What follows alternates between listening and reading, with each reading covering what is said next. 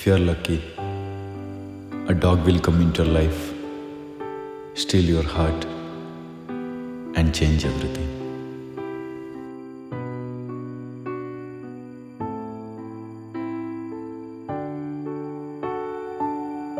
ಕಿರಣ್ರಾಜ್ ಅವರೇ ನಮಸ್ತೆ. ನಮಸ್ತೆ ಸರ್. ಒಂದು ದೊಡ್ಡ success, very well deserved success ಸಿಕ್ಕಿದೆ. ಮೊದಲು ಅದಕ್ಕೆ congratulation. Thank you sir. So ಹಾಗಾಗಿ ಚಾರ್ಲಿಯ ಬಗ್ಗೆ ಒಂದು ಡೀಪ್ ಫೋಕಸ್ ಮಾಡೋದಕ್ಕೆ ಇದು ಒಳ್ಳೆಯ ಸಂದರ್ಭ ಅಂತ ಅನ್ನಿಸ್ತು. ಈ ಸಕ್ಸಸ್ಸನ್ನು ಪ್ರೇಕ್ಷಕರೇ ಕೊಟ್ಟದ್ದು. ಹೌದು. ಸೊ ಪ್ರೇಕ್ಷಕರು ಈ ಚಿತ್ರವನ್ನು ರಿಸೀವ್ ಮಾಡುವ ರೀತಿಯಲ್ಲಿ ನಿಮಗೆ ಎಷ್ಟು ಗೌರವವಾಗಲಿ, ಅಭಿಮಾನವಾಗಲಿ, ಖುಷಿ ಆಗಲಿ ಇದೆ? ನಾನಂದರೆ ರಿಲೀಸ್ ಆದ ತಕ್ಷಣ ಸುಮಾರು ಥಿಯೇಟ್ರ್ ವಿಸಿಟ್ ಎಲ್ಲ ಮಾಡಿದ್ದೆ. ಆ್ಯಂಡ್ ಅಲ್ಲಿ ಸಿಕ್ಕಿರೋ ಎಕ್ಸ್ಪೀರಿಯನ್ಸ್ ಅದ್ಭುತವಾಗಿತ್ತು ಸರ್. ಫಸ್ಟಿಗೆ ನಾನು ಒರಾಯನ್ ಮಾಲ್ಗೆ ಹೋಗಿದ್ದೆ. ಅಲ್ಲಿ ಎಲ್ಲ ಸ್ಟ್ಯಾಂಡಿಂಗ್ ಓವೇಷನ್ ಇತ್ತು ಸಿನಿಮಾ ಮುಗಿದ ತಕ್ಷಣ. ಆ್ಯಂಡ್ ನಾನು ಮಾತಾಡ್ತಿದ್ದೆ, ಎಲ್ಲರೂ ನಿಂತಿದ್ರು. ಒಬ್ಬ ವ್ಯಕ್ತಿ ಒಂದು ಸೀದಾ ಹಗ್ ಮಾಡಿದ್ರು. ಹಗ್ ಮಾಡಿ ನಾನು ಸ್ವಲ್ಪ ಹೊತ್ತು ಹಗ್ ಮಾಡಲ ಅಂತ ಕೇಳಿದ್ರು. ಆ್ಯಂಡ್ ಅಳ್ತಾ ಇದ್ದಾರೆ. ಸೊ ಓಕೆ ಅಂತೇಳಿ ಅದಾದಮೇಲೆ ಅವರು okay thank you so much, ನನಗೇನು ಮಾತಾಡಲಿಕ್ಕಿಲ್ಲ, ಇದಷ್ಟೇ ನನ್ನ ರಿಯಾಕ್ಷನ್ ಅಂತೇಳಿ ಹೋದರು. ಆ್ಯಂಡ್ ಇನ್ನೊಬ್ಬ ಸೀದಾ ಬಂದು ಅವ್ರ ಕಿಸೆಯಲ್ಲಿದ್ದ ಸಿಗರೇಟ್ ಪ್ಯಾಕನ್ನು ನನ್ನ ಕೈಗೆ ಹಿಂಗೆ ಇಟ್ಬಿಟ್ಟು ಫುಲ್ ಕಣ್ಣೆಲ್ಲ ರೆಡ್ ಆಗಿದೆ. ಸರ್ ಇವತ್ತಿಗೆ ನಾನು ಸಿಗರೇಟ್ ಬಿಟ್ಟಿದ್ದೀನಿ ಸರ್, ಆ್ಯಂಡ್ ಥ್ಯಾಂಕ್ ಯು ಅಂತೇಳಿ ಸೀದಾ ಒಂಥರ ಕಳಿಸ್ತು, ಸೀದಾ ಹೊರಟೋದ್ರು. ಆ್ಯಂಡ್ ನನಗೆ ಸರ್ಪ್ರೈಸಿಂಗ್ ಆಗಿತ್ತು. ಅಂದರೆ ಅದು ನಾನು ಎಕ್ಸ್ಪೆಕ್ಟ್ ಮಾಡಿರಲಿಲ್ಲ. ಓಕೆ ಅಲ್ಲ, ಅವ್ನು ಧರ್ಮ ಸಿಗರೇಟ್ ಬಿಡ್ತಾನೆ ಹೌದು, ಬಟ್ ಆ ಮಟ್ಟದ ಒಂದು ಬದಲಾವಣೆ ನಂಗೆ ಗೊತ್ತಿಲ್ಲ. ಅವ್ರು ಹೋಗಿ ನಿಜವಾಗ್ಲೂ ಆಮೇಲೆ ಸಿಗರೇಟ್ ಬಿಟ್ರ ಅಂತೇಳಿ. ಬಟ್ ಅಲ್ಲಿ ನನಗೆ ಆ ಕ್ಷಣಕ್ಕೆ ತುಂಬ ಜೆನ್ವಿನ್ ಅಂತ ಅನಿಸಿತ್ತು ಅದು. ಇದಲ್ಲದೆ ಆ್ಯಂಡ್ ಇಬ್ಬರು ಪುಟಾಣಿ ಮಕ್ಕಳು, ಟ್ವಿನ್ಸ್ ಹೆಣ್ಮಕ್ಳು. ಸೊ ಅವರು ಅಮ್ಮ ಇಬ್ಬರನ್ನ ಆ ಕಡೆ ಈ ಕಡೆಯಿಂದ ಅಮ್ಮನನ್ನು ತಬ್ಕೊಂಡು ಇವ್ರು ಬಿಕ್ಕಳಿಸ್ತಾನೇ ಇದ್ದಾರೆ, ಅಳ್ತಾನೆ ಇದ್ದಾರೆ. ದೆನ್ ಇವ್ರು ಬಂದು ಅಮ್ಮ ಹೇಳಿದ್ರು, ಸರ್ ಅದು ಚಾರ್ಲಿಗೆ ನಿಜವಾಗ್ಲೂ ಆಗಿದೆ ಅಂತೇಳಿ. ನಾನು ಎಷ್ಟೇ ಹೇಳಿದ್ರು ಅವರು ಕೇಳ್ತಾ ಇಲ್ಲ, ಅಳ್ತಾನೆ ಇದ್ದಾರೆ ಅಂತ ಹೇಳಿದ್ರು. ನನಗೆ ತುಂಬ ಪಾಪ ಅನ್ನಿಸ್ತು. ನಾನು ಆಮೇಲೆ ಅಳೋದು ನಿಲ್ಲಿಸ್ತಾನಲ್ಲ. ದೆನ್ ಕೇಳಿದ್ವಿ, ಓಕೆ ಚಾರ್ಲಿನ ನೋಡಿದ್ರೆ ನೀವು ಅಳೋದು ನಿಲ್ಲಿಸ್ತೀರಾ ಅಂತೇಳಿ. ಆಮೇಲೆ ಹ್ಞೂ ಅಂತ ಹೇಳಿದ್ರು. ಸೊ ದೆನ್ ಅಲ್ಲಿಂದ ವಿಡಿಯೋ ಕಾಲ್ ಮಾಡಿದ್ವಿ. ಓಕೆ, ಚಾರ್ಲಿ ನೋಡಿ ಆದಮೇಲೆ ಅವರಿಗೆ ಸಮಾಧಾನ ಆಯಿತು. ಆ ಎಕ್ಸ್ಪೀರಿಯನ್ಸ್ ಇದೆಯಲ್ವಾ, ಇದು ಯಾವುದು ನಿಮ್ಮ ಸಿನಿಮಾ ಬಂದು ಅದ್ಭುತವಾಗಿದೆ ಹಂಗೆ ಯಾರೂ ಏನೂ ಹೇಳಿಲ್ಲ. ಬಟ್ ಅದು ಹೇಳದೇ ಸಿನಿಮಾ ಎಷ್ಟು ಇಷ್ಟ ಆಗಿದೆ ಅನ್ನೋದು ಗೊತ್ತಾಗಿತ್ತು. ಆ್ಯಂಡ್ ಒಂದಿನ ನನಗೆ ಒಂದು ಕಾಲ್ ಬಂತು, ಬೆಳಗ್ಗೆನೆ ಕಾಲ್ ಮಾಡಿ, ಸರ್ ನಾನು ಹೀಗೆ ದಾವಣಗೆರೆಯಿಂದ ಕಾಲ್ ಮಾಡ್ತಾ ಇರೋದು ಸರ್. ನಾನು ನಿನ್ನೆ ರಾತ್ರಿ ಸಿನಿಮಾ ನೋಡಿದ್ದೆ ಸರ್. ಆಮೇಲೆ ನನಗೆ ರಾತ್ರಿಯೆಲ್ಲ ಮಲ್ಗೋಕ್ಕಾಗಿಲ್ಲ. ಸುಮಾರು ಸಿನಿಮಾದ ಬಗ್ಗೆನೇ ಯೋಚನೆ ಮಾಡ್ತಿದ್ದೆ. ಅದಕ್ಕೆ ಇವತ್ತು ಬೆಳಗ್ಗೆ ಹೋಗಿ ನಾನೊಂದು ಸ್ಟ್ರೇ ಡಾಗನ್ನು ಅಡಾಪ್ಟ್ ಮಾಡ್ಕೊಂಡ್ಬಂದೆ. ಸೊ ನಾನು ಕೂಡ ಕಲಿಯುಗದಲ್ಲಿ ಧರ್ಮರಾಯ ಆಗಬೇಕು ಅಂದ್ಕೊಂಡಿದ್ದೀನಿ, ನಾನು ಒಬ್ಬನೇ ಇರೋದು ಅಂತ ಹೇಳಿದ್ರು.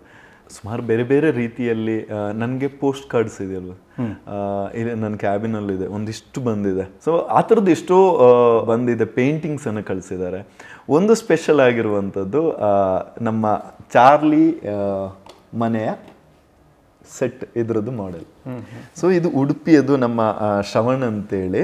ಎಂಟೈರ್ ಮನೆ ಇದು ಏನಿದೆ, ಇದನ್ನು ಟಾರ್ಚರ್ ಸಾಂಗ್ ರಿಲೀಸ್ ಆಯ್ತಲ್ವ, ಟಾರ್ಚರ್ ಸಾಂಗಲ್ಲಿ ಬೇರೆ ಬೇರೆ ಆ್ಯಂಗಲಲ್ಲಿ ಅಷ್ಟು ಪಾರ್ಟ್ ಕಾಣಿಸುತ್ತೆ. ಸೊ ಫುಲ್ ಮನೆಯದು ಅವರಿಗೆ ಕ್ಲಾರಿಟಿ ಇಲ್ಲ. ಆ ಟಾರ್ಚರ್ ಸಾಂಗಲ್ಲಿ ಎಷ್ಟೆಷ್ಟು ಕಾಣಿಸುತ್ತೆ ಅದನ್ನೆಲ್ಲ ಅವರು ಸ್ಕ್ರೀನ್ಶಾಟ್ ತೊಗೊಂಡು, ಸೊ ದೆನ್ ಓಕೆ ಈ ಶೇಪಲ್ಲಿದೆ ಅಂತ ಅರ್ಥ ಮಾಡಿಕೊಂಡು ಇದಿಷ್ಟು ಪ್ರಾಪ್ಸ್ ಡೀಟೇಲನ್ನು ಅವ್ರು ಕ್ರಿಯೇಟ್ ಮಾಡಿ ಕಳಿಸಿದ್ರು. ಸೊ ನಾನಿದು ಮೊನ್ನೆ ಅವರು ತಂದು ಕೊಟ್ಟರು, ಇಲ್ಲಿ ಅವ್ರನ್ನ ಕರೆಸಿದ್ವಿ. ಸೊ ಯಾವ ಮಟ್ಟಿಗೆ ಅಂದರೆ ಇಲ್ಲಿ ಪಾ ಕೂಡ ಇದೆ ಅದರ ಹೆಜ್ಜೆ. ಹೌದು, ಟಾರ್ಚರ್ ಸಾಂಗ್ ಅಲ್ಲಿ ಮನೆ ಗಲೀಜ್ ಮಾಡಿದಾಗ ಆ ಪಾ ಪ್ರಿಂಟ್ ಇದಿತ್ತು. ಅಂದ್ರೆ ಚಿಕ್ಕ ಚಿಕ್ಕ ಡೀಟೇಲ್ಸ್ ಅನ್ನ ಅವರು ಅದನ್ನ ಒಬ್ಸರ್ವ್ ಮಾಡಿ ಇದ್ರ ಮೇಲೆ ತಗೊಂಡ್ಬಂದಿದ್ದಾರೆ. ಆ್ಯಂಡ್ ಇಲ್ಲಿ ಟಾಯ್ಲೆಟ್ ರೂಮ್ ಆಗಿರ್ಬೋದು, ಸೊ ಇಲ್ಲಿ ಧರ್ಮಂದು ಅಂದರೆ ಈ ಮಿರರ್, ಆ ಟೇಬಲ್ ಸೆಟಪ್ ಆಗಿರ್ಬೋದು, ಈ ಕಡೆ ಟಿವಿ, ಬಿಯರ್ ಬಾಟಲ್ಸ್, ಇಲ್ಲಿ ಅಲ್ಲಲ್ಲಿ ಬಿಯರ್ ಬಾಟಲ್. ನಾನು ಈ ಕಿಟಕಿ ಹತ್ರ ಒಂದು ಬಿಯರ್ ಬಾಟಲ್ ನಿಂತಿರೋದು ನೋಡಿದೆ.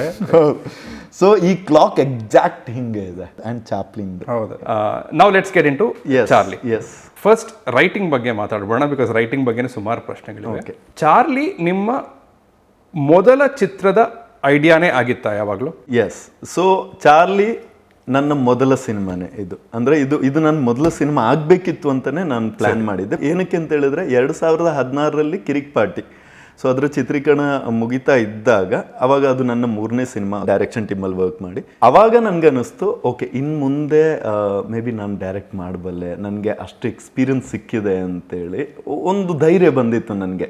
ಸೊ ಹಾಗೆ ಬಂದಾಗ ನನಗೆ ಓಕೆ ನಾನು ಯಾವ ಥರ ಸಬ್ಜೆಕ್ಟ್ ಮಾಡ್ಬೋದು. ಆ ಟೈಮಲ್ಲಿ ಇದು 2016ರಲ್ಲಿ ನನಗೆ ಸುಮಾರು ಆರ್ಟಿಕಲ್ ಇದೆಲ್ಲ ಓದಿದ್ದೆ. ಆವಾಗ ನನಗೆ ಸಿನಿಮಾ ಮಾಡೋದು ಅದ್ರ ಬಗ್ಗೆ ನನಗೆ ಎಷ್ಟು ಕಾಳಜಿ ಭಯ ಇತ್ತು ಅದಕ್ಕಿಂತ ಜಾಸ್ತಿ ವರ್ಷಕ್ಕೆ 130-140 ಸಿನಿಮಾ ರಿಲೀಸ್ ಆಗುತ್ತೆ ಅಂತ ಎಲ್ಲ ಓದಿದ್ದೆ. ಆ್ಯಂಡ್ ಅದರಲ್ಲಿ ಸಕ್ಸಸ್ ಆರ್ ಜನರಿಗೆ ಇಷ್ಟ ಆಗೋದು ಬೆರಳೆಣಿಕೆ ಸಿನಿಮಾಗಳಷ್ಟೇ, ಒಂದು 4-5 ಸಿನಿಮಾಗಳು. ಓಕೆ ಇವಾಗ ನಾನು ಆ ಬೆರಳೆಣಿಕೆ ಲಿಸ್ಟಲ್ಲಿ ಹೇಗೆ ಬರೋದು ಅನ್ನೋದೆಲ್ಲ ಯೋಚನೆ ಮಾಡ್ತಿದ್ದೆ ಅವಾಗ. ಹಂಗೆ ಬಂದಾಗ ಓಕೆ ನನಗೆ ಗೊತ್ತು ನಾನು ಹೊಸೊಬ್ಬರನ್ನ ಇಟ್ಕೊಂಡು ಇವಾಗ ಸಿನಿಮಾ ಮಾಡಬೇಕು. ನಾನು ಹೊಸೊಬ್ಬ, ನನ್ನ ತಂಡ ಎಲ್ಲರೂ ಹೊಸೊಬ್ಬರು ಇರ್ತಾರೆ. ಆವಾಗ ಹೇಗೆ ಈ ಸಿನಿಮಾವನ್ನು ಬಿಗಿನಿಂಗಿಂದನೇ ಜನರಿಗೆ ಒಂದು ಕ್ಯೂರಿಯಾಸಿಟಿ ಬಿಲ್ಡ್ ಮಾಡೋ ಥರ ಮಾಡ್ಬೋದು ಹೀಗೆಲ್ಲ ಯೋಚನೆ ಮಾಡ್ತಿದ್ದೆ. ಓಕೆ ಮೇ ಬಿ ನಾನು ಒಂದು ಯುನೀಕ್ ಸಬ್ಜೆಕ್ಟ್ ಸೆಲೆಕ್ಟ್ ಮಾಡಿದ್ರೆ ಅದರ ಅನೌನ್ಸ್ಮೆಂಟಿಂದ ಹೊಸೊಬ್ಬರಾದರೂ ಓಕೆ ಏನೋ ಒಂದು ಯುನೀಕಾಗಿ ಮಾಡ್ತಿದ್ದಾರೆ ಅಂತ ಒಂದಷ್ಟು ಮಂದಿ ನೋಡ್ತಾರೆ. ದೆನ್ ಹೋಗ್ತಾ ಹೋಗ್ತಾ ಪ್ರಮೋಷನಲ್ ಆ್ಯಕ್ಟಿವಿಟಿ ಒಂದೊಂದು ಕಂಟೆಂಟ್ ಅದು ಇದೆಲ್ಲ ಬಿಟ್ಟು ಕೊನೆಗೆ ಹೊಸ ತಂಡ ಆದರೂ ಕೂಡ ಒಂದು ನಿರೀಕ್ಷೆ ಹುಟ್ಟಿಸ್ಬೋದು ಅಂತೇಳಿ ಯೋಚನೆ ಮಾಡ್ತಿದ್ದಾಗ ಯಾವ ಸಬ್ಜೆಕ್ಟ್ ಯಾವುದು ಯುನೀಕ್ ಆಗಿರೋದು ಅಂತೇಳಿ ಬಂದಾಗ ನನಗೆ ಚಾರ್ಲಿ ಅದು ಚಾರ್ಲಿನೇ ನೆನಪು ಬರೋಕ್ಕೂ ಒಂದು ಲೈಫಲ್ಲಿ ನಡೆದಿರೋ ಒಂದು ರಿಯಲ್ ಇನ್ಸಿಡೆಂಟ್ ಇತ್ತು. ಸೊ ಅದು ಬೇಗ ಬಂತು ತಲೆಗೆ. ಸೊ ಅದಾದಮೇಲೆ ಆ ಥಾಟಿಂದ ಡೆವಲಪ್ ಆಗ್ತಾ ಬಂತು. ಓಕೆ ಈ ಸಿನಿಮಾ ತುಂಬ ಕಷ್ಟ ಇದೆ, ಬಟ್ ನನ್ನ ಡೆಬ್ಯೂ ಸಿನಿಮಾಗೆ ಅವ್ರ ನೆಕ್ಸ್ಟಿಗೆ ನನ್ನೊಂದು ವಿಸಿಟಿಂಗ್ ಕಾರ್ಡ್ ಅಂತ ರೆಡಿ ಮಾಡ್ಕೊಳ್ಳೋಕ್ಕೆ ಇದು ಪರ್ಫೆಕ್ಟ್ ಅಂತೇಳಿ ಚೂಸ್ ಮಾಡಿ. ಓಕೆ ನೀವು ನನಗೆ ಮುಂಚೆನೂ ಹೇಳಿದ್ದೀರಿ ಚಾರ್ಲಿಯ ಐಡಿಯಾ ನಿಮಗೆ ಸಿಕ್ಕದ್ದೇ ಕ್ಲೈಮ್ಯಾಕ್ಸ್ ಇಂದ ಅಂತ. ಅದು ಹೇಗೆ, what was so special about the climax? ಅದು ನಿಮ್ಮ ಜೀವನದಲ್ಲೇ ನಡೆದ ಒಂದು ನಿಜವಾಗ್ಲು ನಾನು ಅವಾಗ ಹೇಳಿದಾಗೆ ಅಂದರೆ ಯುನೀಕ್ ಅಂತ ಒಂದು ಸಬ್ಜೆಕ್ಟ್ ಹುಡುಕ್ತಾ ಇದ್ದೆ ಅಂತ ಬಂದಾಗ ನನಗೆ ಏನು ಅಂತ ಯೋಚನೆ ಮಾಡ್ತಾ ಇದ್ದೆ. ಆ್ಯಂಡ್ ಈ ಘಟನೆ ನನಗೆ ಯಾವತ್ತೂ ಮರೆಯೋಕ್ಕಾಗದೇ ಇರುವಂಥದ್ದು. ಆ್ಯಂಡ್ ಅವಾಗವಾಗ ನೆನಪು ಮಾಡ್ಕೋತಾ ಇರ್ತೀನಿ. 8th ಸ್ಟ್ಯಾಂಡರ್ಡಿಂದ ನ್ಯೂಸ್ ಪೇಪರ್ ಬೆಳಗ್ಗೆ ಒಂದು 4:00 ಎದ್ದು ಒಂದು 60-70 ಮನೆಗೆ ನ್ಯೂಸ್ ಪೇಪರ್ ಹಾಕಿ 6:00 ಬಂದು ಆಮೇಲೆ ನಾನು ವಾಪಸ್ ಸ್ಕೂಲ್ಗೆ ಹೋಗಬೇಕು ಬಸ್ಸಲ್ಲಿ. ಹಾಗೆ ಒಂದಿನ ಸರ್ ಮಳೆಗಾಲ, ಬೆಳಗ್ಗೆ ನಾನು ಪೇಪರ್ ತೊಗೊಂಡು ಅವಾಗೇನೆಂದರೆ ನನಗೆ ರೈನ್ ಕೋಟ್ ಇದೆಲ್ಲ ಇಲ್ಲ. ಸೊ ತಲೆಗೊಂದು ಪ್ಲಾಸ್ಟಿಕ್ ಕವರ್ ಬರುತ್ತೆ, ಆಮೇಲೆ ನ್ಯೂಸ್ ಪೇಪರ್ ಕವರ್ ಮಾಡೋಕ್ಕಷ್ಟೇ ಇತ್ತು. ಸೈಕಲಲ್ಲಿ ಹೋಗ್ತಿದ್ದೆ. ಆವತ್ತು ನಾನು ಆಲ್ಮೋಸ್ಟ್ ಎಲ್ಲ ನ್ಯೂಸ್ ಪೇಪರ್ ಹಾಕಿ ಒಂದು 3-4 ಏನೋ ಉಳಿದಿದೆ ಒಂದು ಅಪ್ಪಿರೋ ಜಾಗ. ನಾನು ಸೈಕಲನ್ನು ತಳ್ಕೊಂಡು ಬರ್ತಾಯಿದ್ದೀನಿ, ಮಳೆ ಬರ್ತಾಯಿದೆ. ಆ್ಯಂಡ್ ಒಂದು ಪೊದೆ ಒಳಗಡೆಯಿಂದ ನನಗೆ ಒಂದು ಚಿಕ್ಕ ಬೆಕ್ಕಿನ ಮರಿ ಸೌಂಡ್ ಕೇಳ್ತಾ ಇದೆ, ಅಳ್ತಾ ಇರೋದು. ಸೈಕಲ್ ತಳ್ಕೊಂಡು ಮುಂದೆ ಹೋಗ್ತಿದ್ದಂಗೆ ಇನ್ನೂ ಹತ್ರ ಸೌಂಡ್ ಕೇಳ್ತಾ ಇದೆ. ನೋಡಿದರೆ ರೈಟ್ ಸೈಡಲ್ಲಿ ಪೊದೆ ಒಳಗಡೆ ಒಂದು ಚಿಕ್ಕ ಬೆಕ್ಕಿನ ಮರಿ ಮಳೆಗೆ ಒತ್ತಾಗಿ ನಡುಗ್ತಾ ಇದೆ, ಮುಳ್ಳುಗಳಲ್ಲೆಲ್ಲ ಸಿಕ್ಕಾಕೊಂಡಿದೆ. ಆಮೇಲೆ ಇರುವೆಗಳು ಒಂದು ಸೇರ್ಕೊಳ್ತಾ ಇದೆ, ಕೆಂಪಿರುವೆ. ನಾನು ಇಮ್ಮಿಡಿಯೇಟ್ ಹೋಗಿ ಎಲ್ಲ ಓಡಿಸ್ಬಿಟ್ಟು ಇದನ್ನು ತೊಗೊಂಡು ತುಂಬ ಚಿಕ್ಕದು ನಾನು ತೆಗೆದು ನನ್ನ ಪಾಕೆಟಲ್ಲೇ ಹಾಕ್ತೆ. ಓಕೆ ಸೈಕಲ್ ಇಲ್ಲಿಂದ ಒಂದು 2 ಕಿಲೋಮೀಟ್ರ್ ಇದೆ. ತಲೆಯಲ್ಲಿ ಫುಲ್ ಭಯ. ಏನಂದರೆ ಮನೆ ಪರಿಸ್ಥಿತಿ ಎಷ್ಟು ಕೆಡ್ದಿದೆ ಅಂತ ಹೇಳಿದ್ರೆ ಸರ್, ನಾವು ಹಾಲೆಲ್ಲ ಹಾಕಿ ಚಾ ಕುಡ್ದಿದ್ದು ನೆನಪೇ ಇಲ್ಲ ನಮಗೆ. ಹೇಗೆ ಇವಾಗ ಅಮ್ಮನನ್ನು ಸಮಾಧಾನ ಮಾಡೋದು ಅಂತೇಳಿ. ಓಕೆ ಮನೆ ಬಂದ್ವಿ, ಬರೋ ಅಷ್ಟೊತ್ತಿಗೆ ಒಂದು ಟವಲ್ ಇಟ್ಕೊಂಡಿರ್ತಾರೆ ಅವರು, ಟವಲ್ ತಂದು ಕೊಡ್ತಾರೆ. ಅವತ್ತು ಹಿಂಗೆ ಟವಲ್ ಹಿಂಗೆ ತಂದು ಕೊಡಬೇಕಿದ್ರೆ ಅಮ್ಮ ಅಂತ ಕರೆದಾಗ ಇವ್ರದ್ದು ಹಿಂಗೆ ಕೊಟ್ಟು ಹೋಗ್ಬೇಕಿದ್ರೆ ಅಮ್ಮ 1 ನಿಮಿಷ ಅಂತ ಹೇಳಿದೆ. ಇದು ನೀನೇನು ಸಿಟ್ಟು ಮಾಡಬೇಡ, ಏನು ಕೇಳಬೇಡ, ನೀನು ಇವಾಗ ಜಸ್ಟ್ 1 ವಾರ ಅಷ್ಟೇ. 1 ವಾರ ಆದ ತಕ್ಷಣ ಇದು ಏನು ಆಗಿರಲ್ಲ ಅಂತ ಅನ್ಕೋ. ಏನಾಯಿತು ಅಂತ ಹೇಳಿದ್ರು. ನಾನು ತೆಗೆದು ಇದು ಒಂದು ಅಂದರೆ ಅಲ್ಲಿ ಮಳೆಯಲ್ಲಿ ಒದ್ದಾಗಿ ಅಳ್ತಾ ಇತ್ತು, ಇದು ಗ್ಯಾರಂಟಿ ಸಾಯ್ತಿತ್ತು, ಇರುವೆಲ್ಲ ಬಂದಿತ್ತು. ನಾನು 1 ವಾರ ಸ್ವಲ್ಪ ಹುಷಾರಾದ್ಮೇಲೆ ನಾನು ಆಮೇಲೆ ಎಲ್ಲಾದರೂ ಬಿಡ್ತೀನಿ ಅಂತ ಹೇಳಿದೆ. ಅಮ್ಮ ಒಂದು ಲುಕ್ ಕೊಟ್ಟರು ಅಷ್ಟೇ, ಆಮೇಲೆ ಸೀದಾ ಹೋದರು. ಆಮೇಲೆ ಇದನ್ನು ತೊಗೊಂಡು ನಮ್ಮ ಅಡುಗೆ ಕೋಣೆ ಹತ್ರ ಇಲ್ಲಿಟ್ಟು ಬೆಚ್ಚಗೆ ಮಾಡಿ, ಆಮೇಲೆ ಹಾಲಿಂದು ಪ್ಯಾಕೆಟ್ ಬರುತ್ತೆ ಆ ಪೌಡ್ರ್, ಅದನ್ನು ಇದು ಮಾಡಿ ಮಿಲ್ಕೆಲ್ಲ ಕೊಟ್ಟು ತುಂಬ ಹೋಗ್ತಾ ಆಮೇಲೆ 1 ವಾರ ಇದ್ದಿದ್ದು ಅದು ಧರ್ಮಂತರನೇ 3 ತಿಂಗಳು ಕಳೆಯಿತು. ಓಕೆ ದೆನ್ ಎಷ್ಟು ಬಾಂಡ್ ಇತ್ತು ಅಂತ ಹೇಳಿದರೆ ಮನೆಯಲ್ಲಿ ಅಮ್ಮನಿಗೆ ನಮಗೆಲ್ಲ. ಆಮೇಲೆ ಅದೊಂದು ಭಾರ ಅಂತ ಆಗಿಲ್ಲ, ಅದು ನಮ್ಮ ಫ್ಯಾಮಿಲಿ ಮೆಂಬರ್ ಥರ ಆಗಿತ್ತು. ಆ್ಯಂಡ್ ಸಿಕ್ಕಾಬಟ್ಟೆ ತುಂಟಾಟ ಅದ್ರದ್ದು. ಆಮೇಲೆ ನಾನು ಹೋಮ್ವರ್ಕ್ ಮಾಡಬೇಕಿದ್ರೆ ನೈಟ್ ಹಿಂಗೆ ಉದ್ದಕ್ಕೆ ನೆಲದಲ್ಲಿ ಮಲಗಿ ಬರಿತಾ ಇದ್ದಿದ್ದು. ಓಕೆ ಇದಕ್ಕೆಷ್ಟು ಅಂದರೆ ಎಷ್ಟು ಕ್ಲೋಸ್ ಆಗಿದ್ದೆ ಅಂದರೆ ಇದು ಬಂದು ನನ್ನ ಬೆನ್ನ ಮೇಲೆ ಹತ್ತಿ ಮಲ್ಕೊಳ್ತಾ ಇತ್ತು. ಓಕೆ ಆ್ಯಂಡ್ ನಾನು ಬೇಕಂತಲೇ ಹಿಂಗೆ ಅವ್ರಿಗೆ ಅದನ್ನು ಕೆಳಗಡೆ ಬೀಳಿಸ್ತಾ ಇದ್ದೆ, ಮತ್ತೆ ಒಂದು ಮಲಗೋದು. ಸೊ ಹೀಗೆಲ್ಲ ಮಾಡ್ತಾಯಿತ್ತು. ಆಮೇಲೆ ಒಂದು ಅಭ್ಯಾಸ ಆಗಿತ್ತು ಏನಂದರೆ, ನಾನು ಬೆಳಗ್ಗೆ ಎದ್ದೇಳುವಾಗ 4:45 ಹಿಂಗೆ ಎದ್ದೇಳುವಾಗ ಮಿಗಿದೆ ಎಲ್ಲರೂ ಅಪ್ಪ ಅಮ್ಮ ಎಲ್ಲರೂ ಮಲಗಿರ್ತಾರೆ, ತಮ್ಮ ತಂಗಿ ಎಲ್ಲ. ಸೊ ಇದು ನನ್ನ ಜೊತೆ ಎದ್ದೇಳ್ತಿತ್ತು. ಓಕೆ, ಆಮೇಲೆ ನಾನು ನ್ಯೂಸ್ ಪೇಪರ್ ಹಾಕಿ ಬರಬೇಕಿದ್ರೆ ಇದು ಹೊರಗಡೆ ವೆಯ್ಟ್ ಮಾಡೋದು, ಶಾಲೆಗೆ ಹೋಗಬೇಕಿದ್ರೆ ವೆಯ್ಟ್ ಮಾಡುತ್ತೆ, ಅಂದರೆ ಹೊರಗಡೆ ಇದ್ದು ಬಂದಿರುತ್ತೆ. ದೆನ್ ಸಂಜೆ ಬರಬೇಕಿದ್ರೆ ಇದು ಕಾಯ್ತಾ ಇರುತ್ತೆ. ಇದು ದಿನ ಅಭ್ಯಾಸ ಆಗಿ ಹೋಗಿದೆ. ಇನ್ನೊಂದೇನೆಂದರೆ, ನಾನು ಅದಕ್ಕೆ ಹೆಸರು ಇಟ್ಟಿರಲಿಲ್ಲ ಸರ್ ಅಲ್ಲಿವರೆಗೂ, ಅದಕ್ಕೆ ಹೆಸರೇ ಕರೆದಿರಲಿಲ್ಲ. ಸೊ ಏನೇನೋ ಅಂದರೆ ಪ್ರೀತಿಯಲ್ಲಿ ಏನು ಬರುತ್ತೆ ಎಲ್ಲ ಕರೆದ್ರು ಅದು ಬರ್ತಾ ಇತ್ತು. ಆಮೇಲೆ ಒಂದು ಕೈ ಹಿಂಗೆ ಇಟ್ಟಾಗ ಅದಕ್ಕೊಂದು ಅಭ್ಯಾಸ ಆಗಿತ್ತು, ಹಿಂಗೆ ತಲೆ ಹಿಂಗೆ ಇದು ಮಾಡಿ ದೆನ್ ಕೈ ಹಿಂಗೆ ಇಟ್ಟು ಹಿಂಗೆ ಮಾಡಿದಾಗ ಅದು ಹಂಗೆ ಮಲ್ಕೊಳ್ಳೋದು. ಹೀಗಿದ್ದು ಒಂದಿನ ನಾನು ಸ್ಕೂಲ್ಗೆ ಹೋಗಿದ್ದೆ. ಸಂಜೆ ವಾಪಸ್ ಬರ್ತಿದ್ದೀನಿ ಆ್ಯಂಡ್ ಚಿಕ್ಕ ಕಾಂಪೌಂಡು, ನನಗೆ ನಮ್ಮ ರೂಮ್ ಕಾಣಿಸುತ್ತೆ, ಅದರ ಹೊರಗಡೆ ಇದು ಕೂತಿರೋದು ಯಾವ ಕಾಣಿಸುತ್ತೆ. ಸೊ ನಾನು ದೂರದಿಂದ ಬರಬೇಕಿದ್ರೆ ನಾನು ನೋಡ್ತಾ ಇದ್ದೀನಿ, ಇದು ನಡುಗ್ತಾ ಇದೆ. ನಂಗೆ ಗೊತ್ತಾಗ್ತಾ ಇದೆ ಕೂತಿರೋ ಪೊಸಿಷನಲ್ಲೇ ಏನೋ ಆಗಿದೆ ಅಂತೇಳಿ. ನಾನು ಹಂಗೆ ಬರ್ತಾಯಿದ್ದೀನಿ ಅಂದಾಗ ಸೊ ಬಾಯಲ್ಲೆಲ್ಲ ನೊರೆ ಇದೆ. ಹೊರಗಡೆ ಎಲ್ಲಿ ವೆಯ್ಟ್ ಮಾಡ್ತಿತ್ತು ಅದೇ ಜಾಗದಲ್ಲಿದೆ. ಆ್ಯಂಡ್ ಈ ಕಡೆ ಲೈಟ್ ವಾಮಿಟ್ ಎಲ್ಲ ಮಾಡಿತ್ತು. ನಾನು ಫುಲ್ ಗಾಬರಿಯಿಂದ ಬಂದು ಅಮ್ಮ ಅಮ್ಮ ಅಂತ ಕಿರಿಸ್ತಾ ಇದ್ದೀನಿ. ಅಷ್ಟೊತ್ತಿಗೆ ಅಮ್ಮ ಒಳಗಡೆಯಿಂದ ಹೇಳಿದ್ರು, ನೀನು ಅದನ್ನು ಮುಟ್ಬೇಡ ಅಂತ ಹೇಳಿದ್ರು. ಏನಾಯ್ತು ಅಂತ ಹೇಳಿದ್ರು. ನನ್ನ ಕಣ್ಣಲ್ಲಿ ನೀರು ತುಂಬ ಸ್ಟಾರ್ಟ್ ಆಯಿತು. ಅಮ್ಮ ಇಲ್ಲ, ಇದು ಆವಾಗಲೇ ಬೆಳಗ್ಗೆನೇ ಎಲ್ಲೋ ಹೊರಗಡೆ ಏನೋ ಹೋಗಿ ಪಾಯ್ಸನ್ ಏನೋ ತಿಂದಿದೆ. ಸೊ ಅದು ಬೆಳಗ್ಗಿಂದ ವಾಮಿಟ್ ಎಲ್ಲ ಮಾಡ್ತಾಯಿದ್ದೆ, ಅದಕ್ಕೆ ಹೊರಗಡೆನೇ ಇದೆ, ಒಳಗಡೆ ಬಂದಿಲ್ಲ ಅದು. ಆಯಿತು ಅಂತೇಳಿ ನಾನು ಹೋಗಿ ಪಕ್ಕದಲ್ಲಿ ಕೂತ್ಕೊಂಡೆ ಸರ್, ಬ್ಯಾಗನ್ನು ಹಿಂಗೆ ಇಟ್ಟು. ಲೈಕ್ ಕ್ಲೈಮ್ಯಾಕ್ಸ್ ಧರ್ಮ ಬಂದು ಎಲ್ಲ ಗೊತ್ತಿದ್ದು. ಅಂದರೆ ಅಲ್ಲಿ ದೂರದಿಂದ ನಾನು ನೋಡಬೇಕಿದ್ರೆ ಅದು ಹೆಂಗಿತ್ತು ಅಂದರೆ ಲಿಟ್ರಲಿ ವೆಯ್ಟ್ ಮಾಡ್ತಾ ಇರೋ ಥರ, ನನ್ನ ಒಂದ್ಸಲ ನೋಡೋಕ್ಕೆ ಕಾಯ್ತಾ ಇದೆ ಅನ್ನೋ ಥರ. ನಾನು ಕೂತ್ಕೊಂಡು ಹಿಂಗಿದ್ದಾಗ ಇದು ಮೆಲ್ಲ ಹಿಂಗೆ ಇದು 2 ಹೆಜ್ಜೆ ಹಿಂಗಿಟ್ಟು ಯಾವಾಗಲೂ ಹಿಂಗೆ ಮಾಡ್ತೀನಲ್ವ ಆ ಥರ ಹಿಂಗೆ ತೊಗೊಂಬಂದಾಗ ನಾನು ಕೈ ಲಿಟ್ರಲಿ ಹಿಂಗೆ ಕೊಟ್ಟೆ ಅದಕ್ಕೆ. ಆ್ಯಂಡ್ ಹಿಂಗೆ ಕೊಟ್ಟು ದೆನ್ ನಾನು ಹಿಂಗೆ ಮಾಡಿದಾಗ ಕೈಯಲ್ಲಿ ಹಿಂಗೆ ಮಲ್ಕೊಂಡ್ಬಿಡ್ತು. ಆ್ಯಂಡ್ ಫ್ಯೂ ಸೆಕೆಂಡ್ಸ್ ಅಷ್ಟೇ ಅಲ್ಲಿಗೆ ಹೋಯ್ತು. ಆ್ಯಂಡ್ ಯಪ್ಪ ಅದು ಭಯಂಕರ. ಅಂದರೆ ನನಗೆ ಆ ವಯಸ್ಸಿಗಂತೂ ನನಗೆ ತಡ್ಕೊಳ್ಳೋಕ್ಕೂ ಆಗಿಲ್ಲ. ಆ್ಯಂಡ್ ನಾನು ಆಮೇಲೆ ಅದನ್ನು ಅಲ್ಲೇ ಮಣ್ಣು ಮಾಡಿದ್ದೆ. 1 ವಾರ ಎಲ್ಲ ದೀಪ ಎಲ್ಲ ಹಚ್ಚೋದೆಲ್ಲ ನಿಲ್ಲಿಸಿದ್ದೆ. ಒಂದು ಫುಲ್ಲು ದೇವರಿಗೆಲ್ಲ ಬೈದು ನಾನು. ಆಮೇಲೆ ಅಮ್ಮ ಅಂದರೆ ನನ್ನನ್ನು ಸಮಾಧಾನ ಮಾಡೋಕ್ಕೆ ಹಿಂಗಿದ್ದಾಗ ನಾನು ಅಳ್ತಾನೆ ಇದ್ದೆ. ನೋಡು, ಅದು ನಿನ್ನ ಮೇಲೆ ತುಂಬ ಪ್ರೀತಿ ಇಟ್ಟಿದೆ ನೋಡು. ಸೊ ನೀನು ಅಟ್ಲೀಸ್ಟ್ ಅದು ಆವಾಗ ಸಾಯೋದು, ಅಟ್ಲೀಸ್ಟ್ ಇಷ್ಟು ಟೈಮ್ ಆದರೂ ಬದುಕ್ತಲ್ವ. ಸೊ ಇಲ್ಲೊಂದು ಲೈಫ್ ಸಿಕ್ತಲ್ವ. ಸೊ ನೀನು ಅದಕ್ಕೆ ಸಮಾಧಾನ ಪಡು. ಆಮೇಲೆ ನೋಡು, ನಿನ್ನನ್ನು ಬಿಟ್ಟು ಅದು ಹೋಗಿಲ್ಲ, ನಿನ್ನ ಬರೋವರೆಗೂ ವೆಯ್ಟ್ ಮಾಡ್ತಾ ಇತ್ತು, ಕಾದು ಆಮೇಲೆ ಹೋಗಿದ್ದಲ್ವ ಅನ್ನೋ ಥರ ಹೇಳಿದಾಗ. ಅಂದರೆ ಅದು ಆ ಟೈಮಲ್ಲಿ ಅದು ಯಾವುದು ನನಗೆ ಕನ್ವಿನ್ಸ್ ಆಗಿರಲಿಲ್ಲ. ಸೊ ಬಟ್ ಇದು ಸಿನಿಮಾದ ಕ್ಲೈಮ್ಯಾಕ್ಸ್. ಅಂದರೆ ಇದರಲ್ಲಿ ಹೇಳುವಾಗ ನಿಮ್ಗೆ ಗೊತ್ತಾಗಿರ್ಬೋದು ಎಷ್ಟು ವಿಷಯಗಳು ಅಲ್ಲಿ ತೊಗೊಂಡ್ಬಂದಿದ್ದೀನಿ ಅಂತ. ಬಟ್ ಅಲ್ಲಿ ಬೆಕ್ಕಿದ್ದಿದ್ದು ಆ್ಯಂಡ್ ನನಗೆ ಇಲ್ಲಿ ಚಾರ್ಲಿಯಲ್ಲಿ ಅದನ್ನು ನಾನು ತೊಗೊಂಬಂದಷ್ಟೆ. ಕೊನೆಯವರೆಗೂ ಅದಕ್ಕೆ ಹೆಸರಿಡಲಿಲ್ಲ ನೀವು? ನಾನು ಕೊನೆಯವರೆಗೂ ಹೆಸರು ಇಡಲಿಲ್ಲ. ನನಗೆ ಇದರಿಂದ 2-3 ಗೊತ್ತಾಗ್ತಾ ಇದೆ. ಒಂದು, emotion is always bigger then logic. ಅಂದರೆ ಈಗ ಚಾರ್ಲಿ ಚಿತ್ರದ ಕೊನೆಯಲ್ಲಿ ಕೂಡ ಇದು ಯಾಕೆ ಅಲ್ಲಿ ಹೋಗಿ ಕೂತಿದೆ, ಯಾಕೆ ಇನ್ನೂ ತನ್ನ ಉಸಿರನ್ನ ಬಿಟ್ಟಿಲ್ಲ, ಉಸಿರು ಹಿಡ್ಕೊಂಡೇ ಇದೆ ಇವನು ಬರೋ ತನಕ ಅನ್ನೋದನ್ನೆಲ್ಲ ಲಾಜಿಕಲಿ ಪ್ರಶ್ನೆಯನ್ನ ಕೇಳಬಹುದೇ ಹೊರತು ಒಬ್ಬರ ಜೀವನದಲ್ಲಿ ಇದು ನಡೆದಿದೆ ಅಂದ ಮೇಲೆ ಲಾಜಿಕ್ ಎಲ್ಲಿದೆ ಆಸ್ಪದ? ಎಕ್ಸಾಕ್ಟ್ಲಿ ಇದೇ ಕ್ವಶನ್ ರಕ್ಷಿತ್ ಸರ್ ಕೇಳಿದ್ರು. ಅಂದ್ರೆ ಅವರಿಗೆ ನರೇಟ್ ಮಾಡಿದಾಗ ಅವ್ರಿಗೆ ಪ್ರಶ್ನೆಗಳು ಬಂದಿದ್ದು ಕಮ್ಮಿ, ಬಟ್ ಪ್ರಶ್ನೆಗಳು ಕೇಳಿದಾಗೆಲ್ಲ ಅಂದರೆ ಎಲ್ಲ ಪ್ರಶ್ನೆಗಳಿಗೂ ನನಗೆ ಆಲ್ಮೋಸ್ಟ್ ನನಗೆ ಈಸಿಯಾಗಿ ಆನ್ಸರ್ ಮಾಡೋಕ್ಕಾಗ್ತಿತ್ತು. ಇದಕ್ಕೆ ನಾನು ಆನ್ಸರ್ ಅಂದರೆ ಅದು ವೆಯ್ಟ್ ಮಾಡು, ನಾನು ಈ ಸ್ಟೋರಿ ಹೇಳಿರಲಿಲ್ಲ ಅವರಿಗೆ. ನಾನೇಂದರೆ ಈ ಸ್ಟೋರಿಯಿಂದ ನನಗೇನು ಅನಿಸಿದೆ ಅದನ್ನು ಮಾತ್ರ ಹೇಳಿದ್ದೆ, ಅದು ವೆಯ್ಟ್ ಮಾಡುತ್ತೆ. ಆಮೇಲೆ ಇನ್ನೊಂದು ರೀಸನ್ ಇದೆ ಸರ್ ನಮಗೆ, ಅದನ್ನ ರೀಸನ್ ಅನ್ನೋದಕ್ಕಿಂತ ಒಂದು ಫ್ಯಾಕ್ಟ್. ಸೊ ಅದು ಎಷ್ಟು ಮಂದಿ ಒಬ್ಸರ್ವ್ ಮಾಡಿದ್ದಾರೆ ಅಂತ ಗೊತ್ತಿಲ್ಲ. ನಾವಿವಾಗ ನಮ್ಮೂರ ಕಡೆ ಮನೆಯಲ್ಲಿ ಹೆಂಗೆ ಅಂತ ಹೇಳಿದ್ರೆ ತೋಟದ ಮನೆ ಅಲ್ವಾ. ಸೊ ನಾವು ಡಾಗ್ಸ್ ಒಳಗಡೆ ಇರಲ್ಲ, ಮನೆ ಹೊರಗಡೆ ಅಂಗಳ ಇಲ್ಲ ಅದಕ್ಕೊಂದು ಗೂಡಿದೆ, ಅಲ್ಲಿ ಅಷ್ಟೇ ಇರೋದು, ಮನೆ ಒಳಗಡೆ ಬರಲ್ಲ.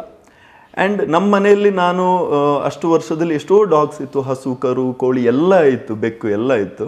ನಮ್ಮ ಮನೇಲಿದ್ದ ಅಷ್ಟು ಡಾಗ್ಸಲ್ಲಿ ಅದನ್ನು ಯಾವುದೇ ಒಂದು ಡಾಗದ್ದು ಡೆತ್ತನ್ನು ನಾವು ನೋಡೇ ಇಲ್ಲ ಸರ್, ಯಾವತ್ತೂ ನೋಡೇ ಇಲ್ಲ.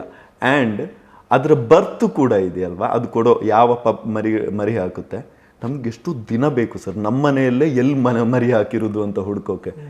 ಬಿಕಾಸ್ ಅದರ ಡೆತ್ ಆ್ಯಂಡ್ ಬರ್ತ್ ಇದು ಡೆತ್ ಅಂತೂ ಯಾರಿಗೂ ಎಲ್ಲಿ ಹೋಯ್ತು ಎಲ್ಲಿ ಹೋಗಿ ಇದು ಸತ್ತಿದ್ದು ಅನ್ನೋದೇ ಗೊತ್ತಾಗಲ್ಲ. ಬರ್ತು ಕೂಡ ಏನಂತ ಹೇಳಿದ್ರೆ ನಾವು ಆಮೇಲೆ ಇದನ್ನು ಟ್ರ್ಯಾಕ್ ಮಾಡ್ಕೊಂಡು ಇದು ಹಾಲೆಲ್ಲ ಕುಡಿಸಿ ಫ್ರೀ ಆದಾಗ ಊಟ ಮಾಡೋಕ್ಕೆ ಬಂದಾಗ ದೆನ್ ಅದನ್ನು ನಾವು ಫಾಲೋ ಮಾಡ್ಕೊಂಡು ಹೋದಾಗ ಎಲ್ಲೋ ಒಂದು ಮೂಲೆಯಲ್ಲಿ ಹೋಗಿ ಸೇಫ್ ಆಗಿರೋ ಜಾಗದಲ್ಲಿ ಮರಿ ಹಾಕಿರುತ್ತೆ. ಆ್ಯಂಡ್ ನೀವಿಲ್ಲಿ ಬೀದಿ ನಾಯಿಗಳನ್ನು ಕೂಡ ನೋಡಿದ್ರೆ ಈ ಆಕ್ಸಿಡೆಂಟ್ ಎಲ್ಲ ಮಾಡಿ ಹಿಂಗೆ ನಮಗೆ ಅದರ ಬಾಡಿ ಕಾಣಕ್ಕೆ ಸಿಗುತ್ತೆ. ಬಟ್ ಪ್ರಾಯ ಆಗಿ ತೀರಿ ಹೋಗಿರೋ ಒಂದೇ ಒಂದು ಡಾಗ್ ನಮಗೆ ಎಲ್ಲೂ ಕಾಣಿಸಲ್ಲ. ಇವಾಗ ಮನೆಯಲ್ಲಿ ಬ್ರೀಡೆಲ್ಲ ಅಪಾರ್ಟ್ಮೆಂಟ್ ಒಳಗಡೆ ಸಾಕೋದಲ್ಲ ಗೊತ್ತು, ಅದಕ್ಕೆ ಬೇರೆ ಆಪ್ಷನ್ ಇಲ್ಲ. ಇದರ ಹಿಂದೆ ಏನೇ ರೀಸನ್ ಇದ್ರು ನನಗೆ ನಾನು ಬಿಲೀವ್ ಮಾಡೋದು ನನ್ನ ಅಜ್ಜಿ ಹೇಳಿರೋ ಒಂದು ರೀಸನ್ ಅಷ್ಟೇ.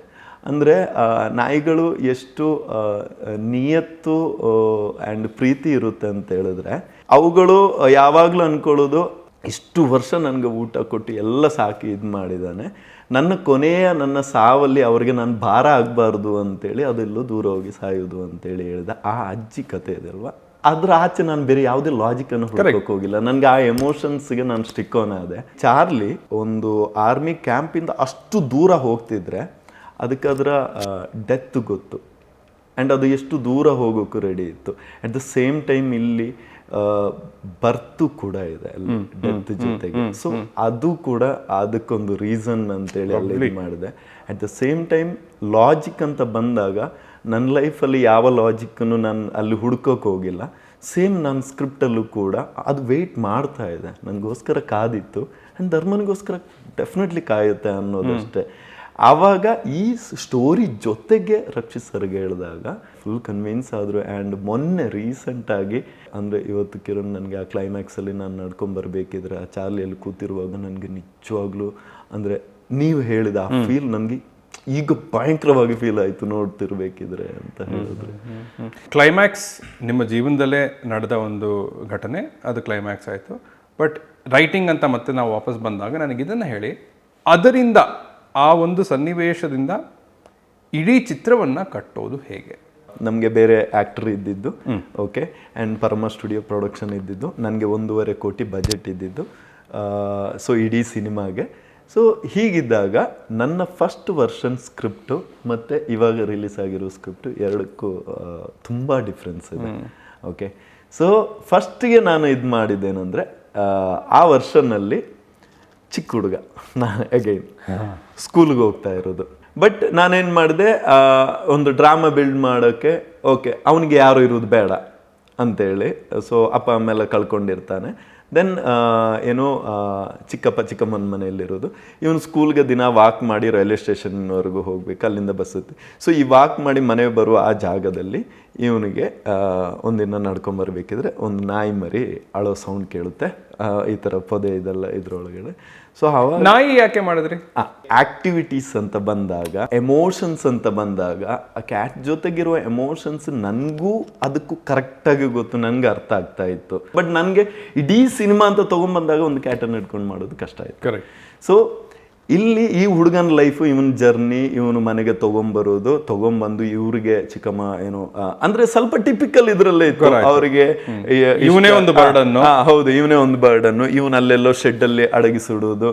ಸೊ ಈ ಇದರಲ್ಲಿ ಆ ಸ್ಕ್ರಿಪ್ಟ್ ಇದ್ದಿದ್ದು, ಇದರ ರೀಚ್ ಒಂದು ತುಂಬ ಕಮ್ಮಿ ಇರುತ್ತೆ ಅಂತೇಳಿ ಒಂದು ಫೀಲ್. ಬಿಕಾಸ್ ಕಮರ್ಷಿಯಲ್ ಎಲಿಮೆಂಟ್ಸ್ ಅಂತ ಬಂದಾಗ ನನಗೆ ಕಮರ್ಷಿಯಲ್ ಆಗಿ ಒಂದು ಫ್ರೀಡಮ್ ತೊಗೊಂಡು ಬಿಲ್ಡ್ ಮಾಡೋದಕ್ಕೆ ತುಂಬ ಸ್ಕೋಪ್ ಕಮ್ಮಿ ಇತ್ತು ಆ ವರ್ಷನಲ್ಲಿ.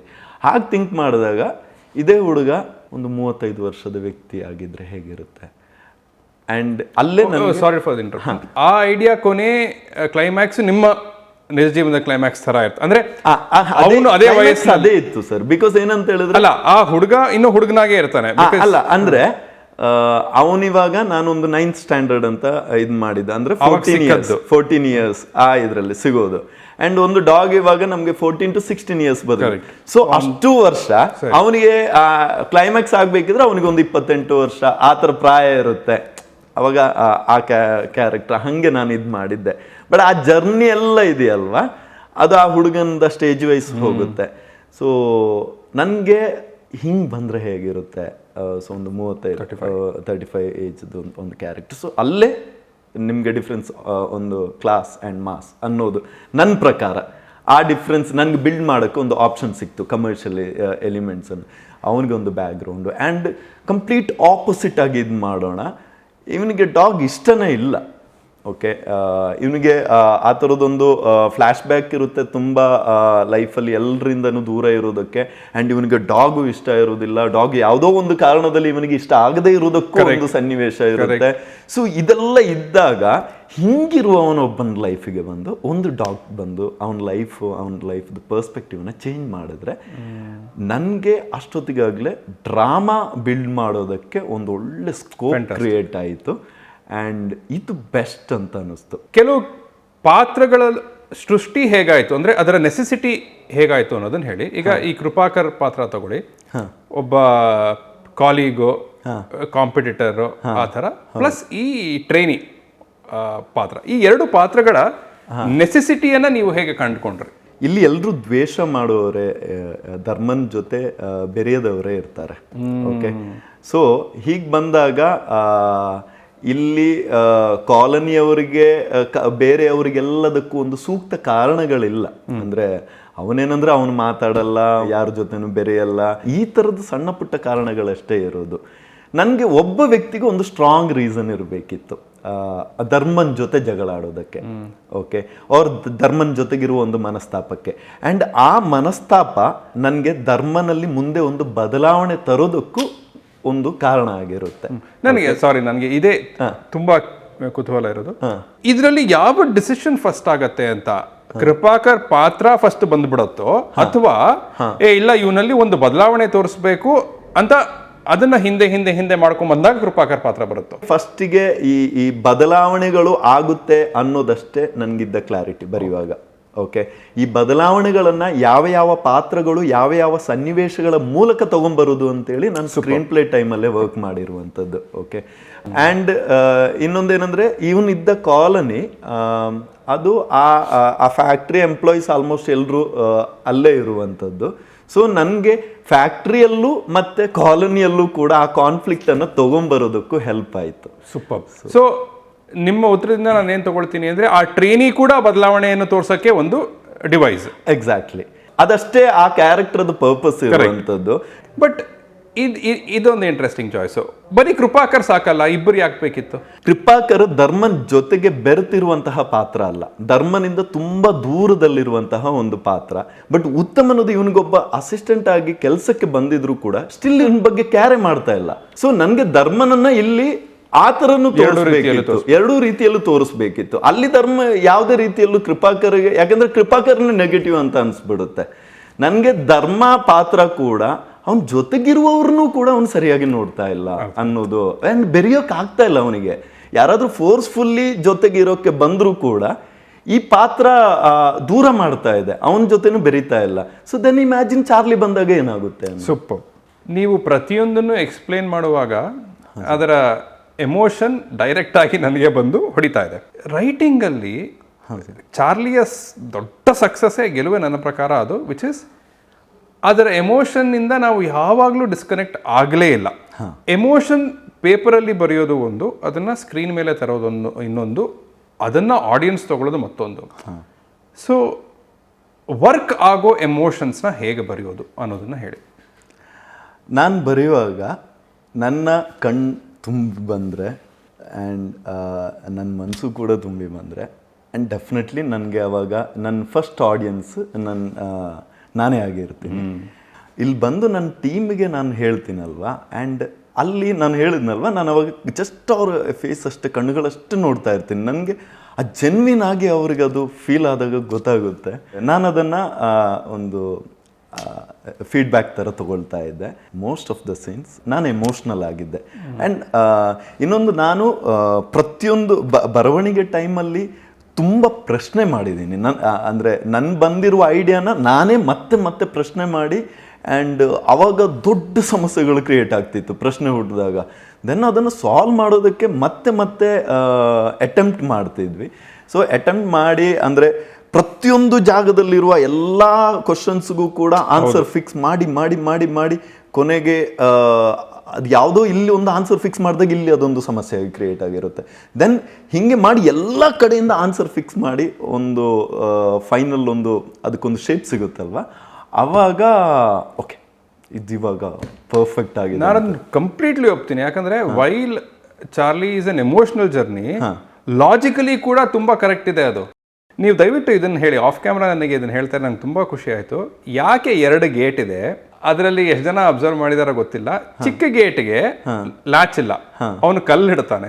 ಇದು ಯಾಕೆ ಮುಖ್ಯವಾಯಿತು ಅನ್ನೋದು, ಇದನ್ನ ಯಾಕೆ ನೀವು ಉತ್ತರ ಕೊಡಬೇಕು ಅಂದರೆ ಲಾಜಿಕ್ನ ಹೇಗೆ ವರ್ಕ್ ಮಾಡಿದ್ದೀರಿ ಅಂತ ಹೇಳಿ. ಆ ಚಿಕ್ಕ ಗೇಟಿಗೆ ಆ್ಯಕ್ಚುಲಿ ಅದಕ್ಕೆ ಲಾಕ್ ಇತ್ತು ಲೊಕೇಶನ್ ನೋಡೋಕೆ ಹೋದಾಗ. ನನಗೆ ಚಾರ್ಲಿ ಫಸ್ಟ್ ಟೈಮ್ ಇವನು ಮನೆ ಬಾಗಿಲುವರೆಗೂ ಬರುತ್ತೆ. ಅದು ಬರಬೇಕಿದ್ರೆ ಈ ಗೇಟ್ ಯಾವತ್ತೂ ಮುಚ್ಚಬಾರ್ದು. ಲಾಕ್ ಮಾಡಿದರೆ ಡೆಫಿನೆಟ್ಲಿ ಅದಕ್ಕೆ ಎಂಟ್ರಿ ಆಗೋಕ್ಕಾಗಲ್ಲ. ಸೊ ಜಂಪ್ ಮಾಡೋಕ್ಕಾಗಲ್ಲ, ಏನು ಚಿಕ್ಕ ಮರಿ ಏನು ಮಾಡೋಕ್ಕಾಗಲ್ಲ, ಕಾಂಪೌಂಡ್ ಎಲ್ಲ ಮಿಕ್ಕಿದೆಲ್ಲ. ಸೊ ಆಮೇಲೆ ಆ ಗೇಟು ಕೂಡ ನಿಮಗೆ ಪಾಸ್ ಆಗೋ ಥರನೂ ಇಲ್ಲ. ಕರೆಕ್ಟು. ಅದಕ್ಕೆ ಆ ಗೇಟದ್ದು ಲಾಕನ್ನು ತೆಗೆದೆ, ಚಿಕ್ಕ ಗೇಟದ್ದು. ದೆನ್ ದೊಡ್ಡ ಗೇಟಿಗೆ ನಾನು ಅಲ್ಲಿಗೆ ಹೋಗಿದ್ದಾಗ ನಾನು ಆ ಲ್ಯಾಚನ್ನು ನೋಡಿದ್ದೆ. ಓಕೆ, ಆ್ಯಂಡ್ ಸ್ಕ್ರಿಪ್ಟಲ್ಲಿ ಸುಮಾರು ಈ ಥರದ್ದು ಸಬ್ಟೆಕ್ಸ್ಟ್ ಮೆಟಫರ್ಸನ್ನು ವರ್ಕ್ ಮಾಡಿದ್ದೆ. ಬಟ್ ಆ ಲ್ಯಾಚ್ ಅನ್ನೋ ಐಡಿಯಾ ಏನಂತ ಹೇಳಿದ್ರೆ, ಆ್ಯಂಡ್ ಇವನು ಹೆಂಗೆ ವೆಲ್ಡ್ ಮಾಡೋವನು, ಅಲ್ಲಿದ್ದ ಇದು ಮುಚ್ಚುತ್ತಾ ಇರಲಿಲ್ಲ ಸರ್. ಅದನ್ನು ಗೇಟ್ ಹಿಂಗೆ ಹಾಕಬೇಕಿದ್ರೆ ತುಂಬ ನೀವು ಇದು ಮಾಡಿ ಈ ಕಡೆಗೆ ಹಿಂಗೆ ಅಡ್ಜಸ್ಟ್ ಮಾಡಿ ಹಿಂಗೆ ತಳ್ಳಬೇಕಿತ್ತು. ಅದು ನನಗೆ ಸ್ಪಾಟಲ್ಲೇ ಐಡಿಯಾ ಬಂತು. ಇದನ್ನು ಧರ್ಮ ದಿನ ಟ್ರೈ ಮಾಡ್ತಾನೆ, ಬಟ್ ಫಿಕ್ಸ್ ಮಾಡೋದಕ್ಕೆ ಹೋಗಿರಲ್ಲ ಅವನು ವೆಲ್ಡ್ ಮಾಡ್ತಿದ್ರು ಕೂಡ ಅವನಿಗೆ ಫಿಕ್ಸ್ ಮಾಡೋಕ್ಕಾಗಲ್ಲ. ಆ್ಯಂಡ್ ಅವನು ಮಾಡ್ತಾ ಇರೋದೆಲ್ಲ ಫಿಕ್ಸ್ ಮಾಡೋ ಕೆಲಸ. ಕರೆಕ್ಟ್. ಬಟ್ ಅವನ ಲೈಫ್ ಫಿಕ್ಸ್ ಅದು ಪ್ರಾಪರ್ ಆಗಿಲ್ಲ. ಆ್ಯಂಡ್ ಅವನ ಲೈಫಿಂದ ಎಲ್ಲರೂ ದೂರನೇ ಇದ್ದಾರೆ, ಯಾವುದು ಒಂದಾಗಿ ಇಲ್ಲ. ಇನ್ನೊಂದೇನಂತ ಹೇಳಿದ್ರೆ, ಆ ಗೇಟ್ ಲ್ಯಾಚ್ ಹತ್ರ ನಾನು ಅಲ್ಲಿ ವರ್ಕ್ ಮಾಡಿದಾಗ ನನಗೆ ಈ ಫ್ಯಾಮಿಲಿಯವರು ಎಂಟ್ರಿ ಆಗ್ತಾರೆ ನೋಡಿ ಅಡಾಪ್ಟ್ ಮಾಡ್ಕೊಳ್ಳೋಕ್ಕೆ. ಆವಾಗ ಅಲ್ಲಿಗೆ ಅವರನ್ನು ಈ ಫಸ್ಟ್ ಗೇಟ್ ಹತ್ರ ತಂದು ನಿಲ್ಲಿಸಿದ್ರೆ ನನಗೆ ಈ ಮೂಮೆಂಟನ್ನು ಕ್ರಿಯೇಟ್ ಮಾಡೋಕ್ಕಾಗಲ್ಲ, ಹೊಡೆಯೋ ಗೇಟ್ ಲ್ಯಾಚನ್ನು. ಸೊ ಅವ್ರನ್ನ ಅಲ್ಲೇ ತಂದು ನಿಲ್ಲಿಸ್ಬೇಕಿತ್ತು. ಆ್ಯಂಡ್ ಇಲ್ಲಿ ಪಪ್ಪಿ ಈ ಗೇಟಿಂದ ಫಸ್ಟ್ ಗೇಟಿಂದ ಎಂಟ್ರಿ ಆದಾಗ ಅವನೊಂದು ಚಿಕ್ಕ ಕಲ್ಲಿಟ್ಟಿರ್ತಾನೆ ಯಾವಾಗಲೂ, ಅದು ಇದಾಗಲ್ಲ ಅಂತೇಳಿ. ಸೊ ಅದು ಐಡಿಯಾ ಅಲ್ಲೇ ಬಂದಿತ್ತು, ಅದನ್ನೆಲ್ಲ ವರ್ಕ್ ಮಾಡಿದ್ವಿ.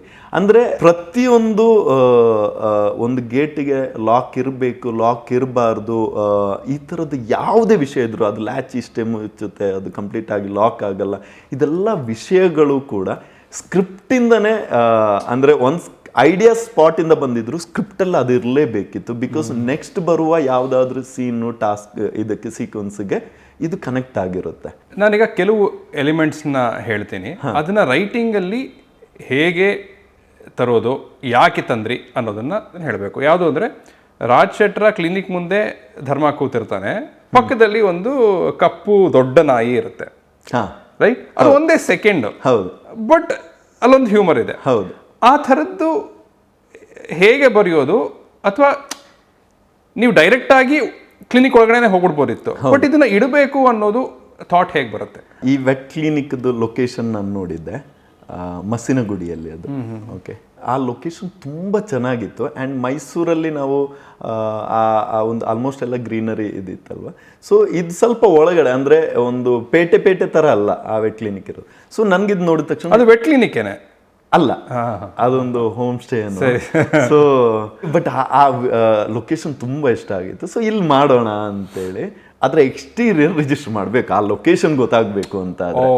ಓಕೆ, ಎಕ್ಸ್ಟೀರಿಯರ್ಗೆ ನಾನು ಸುಮ್ಮನೆ ಒಂದು ಶಾರ್ಟ್ ಹೋಗೋದಕ್ಕಿಂತ ಅಲ್ಲಿಂದ ಕಟ್ ಮಾಡಿದರೆ ಒಂದು 2 ಶಾರ್ಟಲ್ಲಿ ಒಂದು ಡ್ರಾಮಾ ಚಿಕ್ಕದಾಗಿ ಕ್ರಿಯೇಟ್ ಮಾಡೋಣ ಅಂತ ಅನ್ನಿಸ್ತು. ಆ್ಯಂಡ್ ರಾಜ್ಬಿ ಶೆಟ್ಟಿ ಅವ್ರದ್ದು ಇಂಟ್ರೋ ಸೀನ್ ಅದು.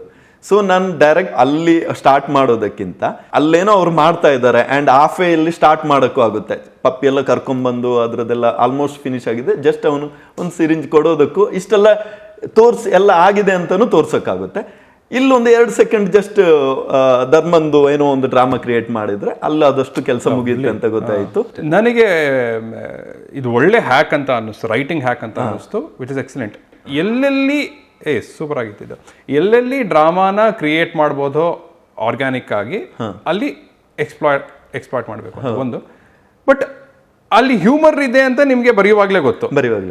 ಬಿಕಾಸ್ ನಾನು ಆ ಬ್ರೀಡ್ ಡಾಗ್ ನೋಡಿದ್ದೆ ಆ್ಯಂಡ್ ಅದು ನೋಡಿದಾಗ ಸರ್ ನಿಮ್ಗೆ ಲಿಟ್ರಲಿ ಭಯ ಆಗುತ್ತೆ. ಬಟ್ ತುಂಬಾ ಸಾಧು, ಪೆಟ್ಟನ್ನ ಸಾಕಿರೋವರಿಗೂ ಗೊತ್ತು, ಧರ್ಮನಿಗೆ ಅದು ಗೊತ್ತಿಲ್ಲ. ಓಕೆ, ಒಂದೇನಂದ್ರೆ ಎಂಟೈರ್ ಸಿನಿಮಾದಲ್ಲಿ ಸರ್ ಸ್ಪೆಷಲಿ ಡಾಗ್ ಇರುವ ಪೋರ್ಷನ್ಸ್, ಇಡೀ ಸಿನಿಮಾನೇ, ಬಟ್ ಡಾಗ್ ಇರುವ ಪೋರ್ಷನ್ ಯಾವುದು ಕೂಡ ಓಕೆ ಇದು ನನಗೆ ಅಚೀವ್ ಮಾಡೋಕ್ಕೆ ಈಸಿ ಆಗುತ್ತೆ ಅಂತೇಳಿ ಕಟ್ ಶಾರ್ಟ್ಸು ಇಲ್ಲ ಸುಮಾರು ಕಟ್ಸು ಹೋಗೇ ಇಲ್ಲ.